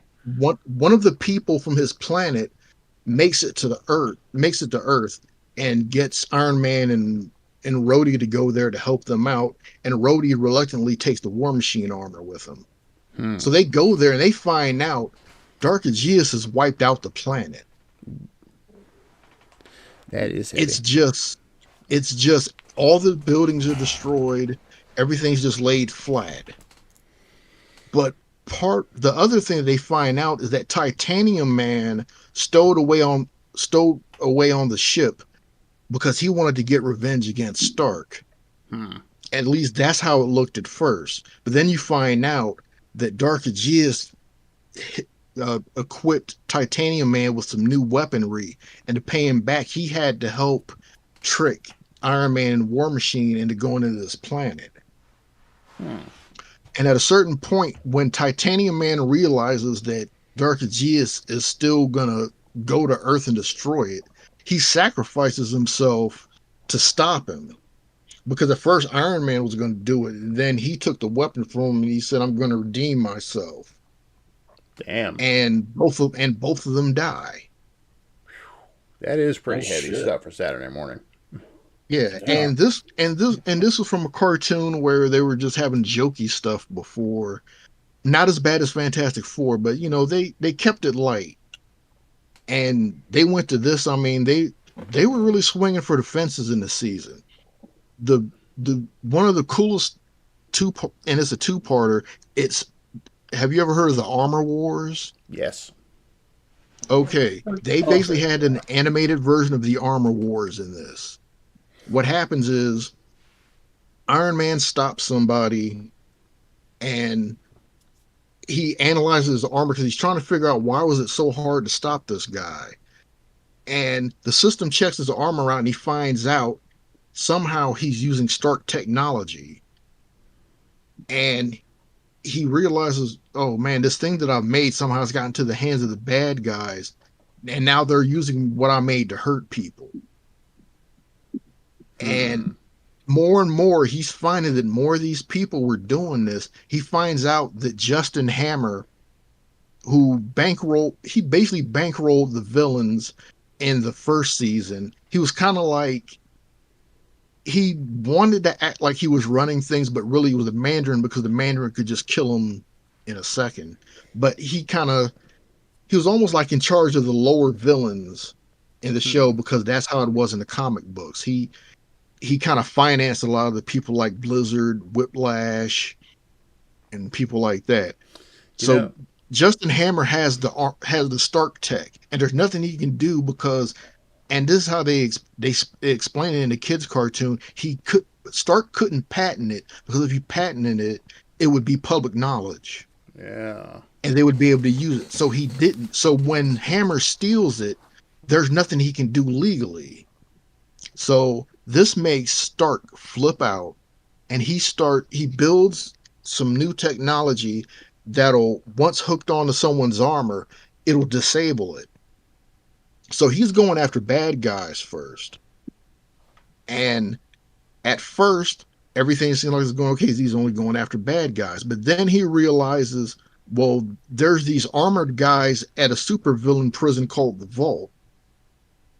And he's thinking, you know what? They might have my armor too. They might go bad. I'm going to go after them. And everybody's like, well, what the hell are you doing? They're the good guys. And he's like, I don't care because I don't know how it's going to go after this if I don't stop them now. So he goes in there, and the government actually gets Hawkeye to try and stop him. And he ends up beating up Hawkeye. Oh boy. So they have a falling out. In the comics, it was Captain America, but they were trying to save him for a show, so they put Hawkeye in because kids already knew who he was from the first season, and it's kind of a close thing. And eventually gets to a point where he attacks a superhero named Stingray. He's got like an armor that lets him go underwater. He beats him, and he puts the technology on him, and it doesn't do anything. And that's when he realizes, oh man, I've been losing it. I just beat the crap out of this guy, and the reason turns out to not be valid because he's not using my technology. But then War Machine shows up because Stark went so nuts, he went past his phobia to put the armor on again. And by this point, he's so far gone, he attacks War Machine and puts the thing on his armor and messes his armor up. So things are so far gone, they call in this thing called firepower. And Justin Hammer just happens to be the guy who's bankrolling firepower. Oh boy. So Stark says, okay, I'm going to go after him now because he's basically alienated everybody. He goes against firepower, and firepower wipes the floor with him because Hammer analyzed one of those armor disablers, and now they don't work because he found a way around it. So Iron Man just makes it look like it looks like Iron Man died in the battle, but he survived, and Stark just pretends like Iron Man's dead. But after some stuff, he comes back, and he comes back with a better suit of armor, and it can beat firepower. But now he's kind of on a rocky. He's like in a rocky standing with everybody else because he went nuts for a while. And that was in a kids' cartoon in the 1990s. Yeah, that's crazy. Although I have to admit, as soon as you mentioned Stark Tech, I was like, I bet Justin Hammer's involved in this. Yeah. I'd be willing to bet they didn't go as far as to adapt Demon in a Bottle. No, because that'd have been ridiculous. He'd have to get hooked on apple juice or something. One of the standards and practices thing was there's no alcohol allowed in it. There's a picture that I think Bruce Timm drew for Batman the Animated Series where it shows all the stuff you aren't allowed to do according to standards and practices. It's a picture of Batman holding the Joker by the neck, with the Joker shooting a realistic pistol through Batman's chest, while there's a little kid hanging off of Batman's neck, while they're all crashing through a window. Catwoman is, except for her mask and gloves, is kind of naked with a cigarette hanging out of her mouth. And they just show all the stuff that you can't do in a cartoon in this one picture. I don't know how you look. I don't know how you look for it, but if you look around, you'll find it. It's just goofy, but yeah, they wouldn't have been able to do that. But and the crazy part is there's something in the final episode of the second season where the Mandarin gets all his rings back, and the end of that episode, something happens to the Mandarin that I still can't believe they got away with, and I'll just let you see it if you can check it out on Disney Plus or if you find the DVDs of it. That'll be interesting. All right. Well, I think we're going to go ahead and wrap for tonight, but I want to close with one final question for everybody. Out of all the stuff we didn't cover, what show would you recommend everyone check out if they haven't already? Let's start with Jay. Mighty Max. Mighty Max, okay. Oh, that was a great one. Oh, yeah. Really wish I had caught it back in the day because I loved the toys, so I don't know how that didn't follow. But I don't know then, but no, really good show. Like another dark, gritty show, especially compared to some of the stuff we talked tonight. Although the Iron Man one, holy crap! Yeah, I would recommend that one. There's got one of the best endings in the series, in its animated series at the time, and about a show with a kid as a cat, as a giant bird friend, and a big dude. Kind of saved the day. Just a lot of fun. I would recommend that. I do know that Max was voiced by Rob Paulson, who was Yak Warner, and likely in a lot of the stuff we discussed. The big guy, I forget his name, Norm, I want to say. Norm. But he was voiced by Richard Mull, and Virgil, the wise owl sage, was Tony Jay. So, yeah, good casting there. Oh yeah, and I think the villain Skullmaster was Tim Curry, wasn't he? I think so. I don't remember, right. But yeah, I think so. I could be wrong. All right, Mike. It's just such a good show. All right, Mike. Since you were so eager to jump in, what would you recommend? Oh, we didn't. We were more or less almost entirely talking about like 1990 to 1995. We didn't cover much of the latter half of the decade, where those shows we mentioned fell somewhat out of vogue to an extent, but the rise of Cartoon Network and its original programming came into focus. And I didn't have Cartoon Network for a while, but thankfully the show that was arguably the flagship of its revival, of its increased prominence, I know it aired on another network at the time, and I think that is one I had. That show, of course, being Dexter's Laboratory, which was the, if not the first ever thing that the great Gendy Tartakovsky had spearheaded. It was his best-known work then, before Samurai Jack and Primal, years before those. Dexter is just very freaking madcap, this little vaguely European-sounding piss-off genius boy with an otherwise very normal and somewhat daft family. His sister's always trying to ruin everything. His rival is just straight up Eddie Deason. And it was was a loving parody of like lots of other sci-fi genres. I remember that what was for a while the series finale is just like a straight up like Japanese kaiju movie tribute.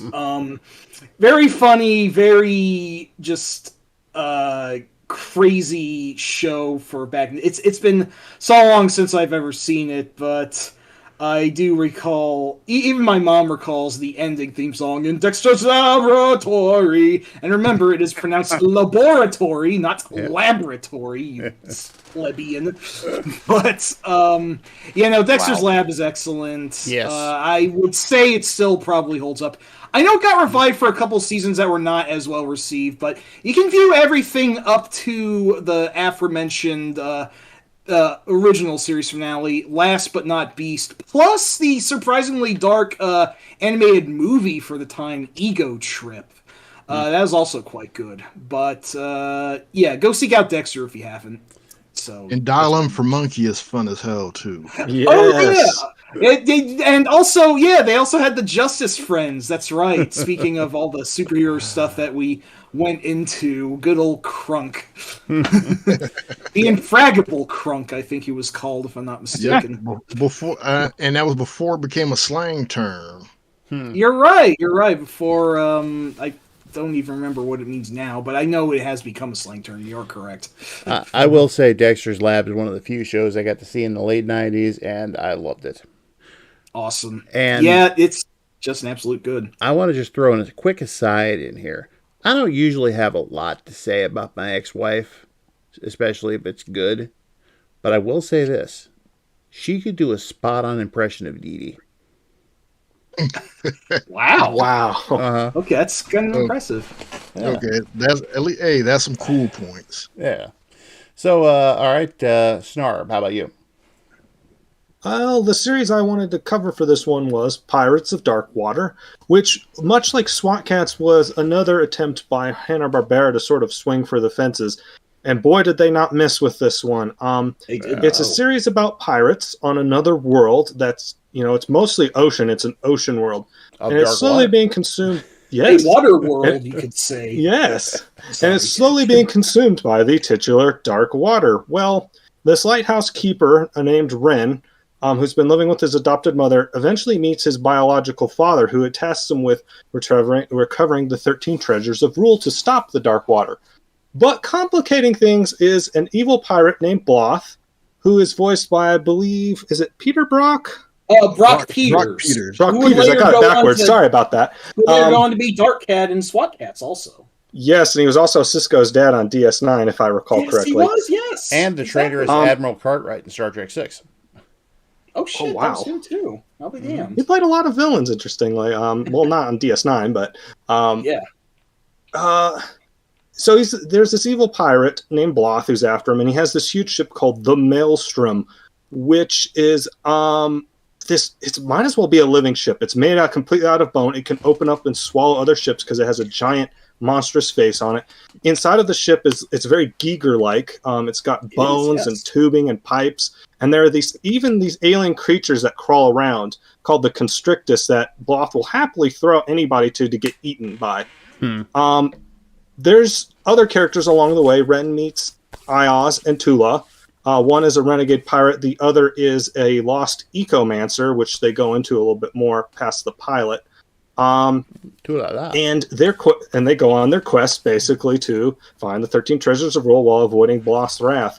There is more that goes on. There's way more characters that I could go into, and there's also this lovable scamp called Niddler, who is a monkey bird, which is basically a parrot and a bird. Imagine Snarf if he actually was good. That's the best way I could describe him. Perfect description. No that's notes. great. Yeah. As Prime just said in the chat, if you can, try to watch the first 5 episodes of the miniseries. The later show is still good, but that miniseries was a big deal when I was a kid. All the other kids in my age group were talking about that show, and I remember being so thrilled and scared by it.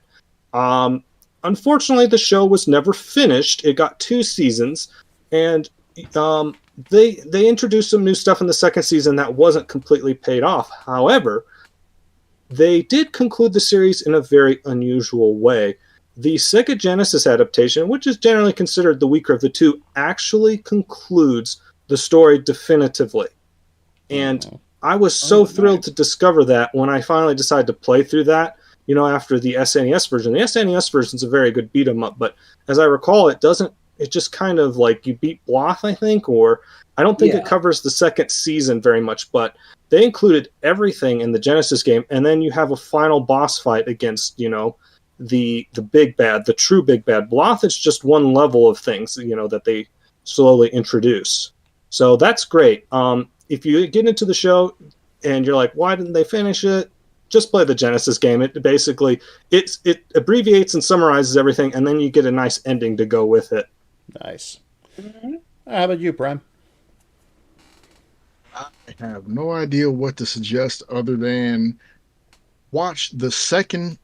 Well, here's what to do. If you have Disney Plus or access to the Fantastic Four 90s cartoon DVDs, watch at least 1 or 2 episodes of the first season, skip the rest, and then watch how improved the second season is. Because as much as Iron Man got better, Fantastic Four went from being really hard to watch to just being one of the best comic book cartoons out there. And they kept the same voice cast mostly. It was still the same people. It was just they changed the tone of it. They adapted a lot of the Stan Lee and Jack Kirby issues, but it's mostly like the John Byrne run that ended maybe a half decade before, and it had never been adapted in anything because the Fantastic Four cartoons were so far apart then. I mean, they even get the costumes right because Storm's outfit was colored weird in the X-Men cartoon because they didn't want to do that whole crazy like shiny black outfit effect, so they made it look silver. But now everybody thinks it's white. Fantastic Four had the same problem where they took the black inking out of their outfits. So they just had flat blue outfits. They even went back and changed that. Nice.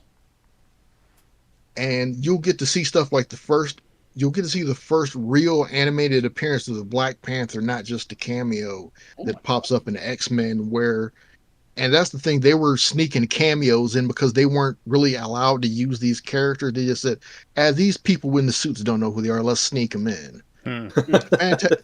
Fantastic Four, you'll get to see the origin of the Black Panther, you'll get to see Thor, you'll get to see Galactus defeated by a character that you are not expecting if you haven't seen the show, and people like before you get to see it, you'll probably see somebody on social media joke about it because it's an off the wall choice, but it works.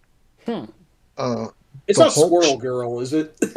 No, it's somebody dangerous, but his power makes him uniquely qualified to beat Galactus in an unexpected way. I'm going to have to look that up then. I will say that just a few hours before the show today, I did see the very opening 2-parter of the entire series, and they really made Ben into a clown, didn't they? Yeesh. Yeah. I do remember the first season and enjoying it enough, and then I was only able to catch the second season for an episode or two, and I just remember this huge jump in quality and like tone, and I was like, "What the heck just happened here?" It was much, much, much better. So if you get a chance, don't let that first season mess you up. Just see enough of it to see how it was then, and then skip right to season 2, and you will be rewarded. Especially if you're a Fantastic Four fan, you'll see animated versions of some stuff that you weren't expecting to see. Nice. And the Inhumans didn't suck there. So. Good. Wow, what a surprise! There you go. Yeah. Poor Inhumans, man. They just can't catch a break, almost as if they're inhuman. Snarb, that was... I'm... Wait, you know what? No. I'm actually going to have to give you this one. Oh, yeah. There you go. And I, in turn, will give you this one. The Bucks and the Crickets are out tonight. You gotta pay the troll toll. There you go. Well, I guess we're down to me, aren't we? Yep. Somehow. Yep. Well, I would actually pick one that we never even got close to mentioning. Oh? Yes, but it is part of the early Cartoon Network shows. Yeah. Johnny Bravo. Yeah. Oh, yes. It was on. Johnny Bravo is great. It has been way too long since I've seen any Johnny Bravo, but yeah, it a fantastic parody of masculine douchebag. Yes. And I could. go ahead. Laughed every time I saw that show. Just how he gets shut down. It was great. Yeah. And deservedly so. Oh yeah. I recall an episode that was not just a parody of Schoolhouse Rock, but it even had the guy who voiced the Bill from the Schoolhouse Rock history bit. That's right. What was his name though? I can't remember his name. It's sad that if anybody should on stream should remember it, it's me, and I can't. List of episodes. Always dug his voice though. Jack Sheldon, that was it. So they were right. Cartoons do cause violence. Ow. Doors open, man. boys. Whoa, whoa, whoa, whoa, whoa, I was whoa. gonna say, I'm an amendment to be. And a Scooby Doo crossover. That's right. Yes. I remember my favorite bit from that, where both Johnny loses his shades and Velma loses her glasses. She said, "My glasses! I can't see without my glasses." And then Johnny says, "My glasses! I can't be seen without my glasses." That was cute. That was really Yeah, I remember that. God, one. it's been so long since I've seen Johnny Bravo. But I owe it to myself to get back rekindle that spark, because I'm sure it still holds up really well, especially in this day when the manosphere or whatever the fuck or whatever. No, I don't want to get too political. Nah, but, don't please. Not on my stream. Yes, let us not dwell on things that are beyond the scope of the 90s. That's yes, right. Johnny Bravo is just really fun. Get on that if you haven't. Mm-hmm. And with that, let's just talk a little bit about future plans here. I mean, who knows? We may eventually come back and try and follow it up and go into more detail about, Dark Water and some of the other shows we didn't get to talk about tonight. But then again, maybe we won't, because like I said at the top of the stream, I didn't want to make this a two-parter like the 80s one. That's fair. So, but for those of you who are not aware, next week is going to be episode 30 of Dyer's Place. 30 episodes. So we're going to try and come up with something good for that. Whether or not everyone here is going to be involved or not, that remains to be seen. Or if it's just going to be me and Mike. But yeah, we don't have any plans currently, so we gotta... We will have plans. Yes. Clip show. No. All I'd have to do is just take some of the best moments, put them all together for a 3-hour show, and just put that on and then go play a video game or something. Sounds like a good plan. Yeah. At least, yeah. The following is has preempted the regular Dyer's Place stream in favor of bringing you a cheap clip show. Not unlike Shades of Grey. Ooh. Well, we already had our Trek shows, so... Yeah. Now, one other thing I wanted to bring up. You know how I'm always saying, buy my books? Oh, yes. No, you never say that. Come on, man. Okay, really, there was only one response I was waiting for, and that's the one Mike didn't do. Buy my book. Thank Buy you. my book. Well, I would just like to announce in public for the first time that I am currently working on book number 5. Because if you remember, I released 4 books about a year ago. And book 5 is currently in the works. I have discussed this with both Mike and Prime, because I very much wanted Prime to come back and do the cover duties on this one. simply because A, it's kind of a tradition now. He does all my covers, and B, whenever he does them, he knocks them out of the park. True. And Mike, just because he was kind of my editor on the last bunch. Yeah, well, I've read over it at least. I'm not sure how much of a edit job that is, but it pays to have a second set of eyes on these things. Exactly. So the question is, what is it that I am working on? Well, I'll just give you the title for now. You could probably figure it out from there. And it's going to be called The Age of Atari. And this will more than likely be the last video game book I ever write. Because, honestly, what could I do after that? After Age of Atari and Memoirs, that's basically my entire gaming career, period.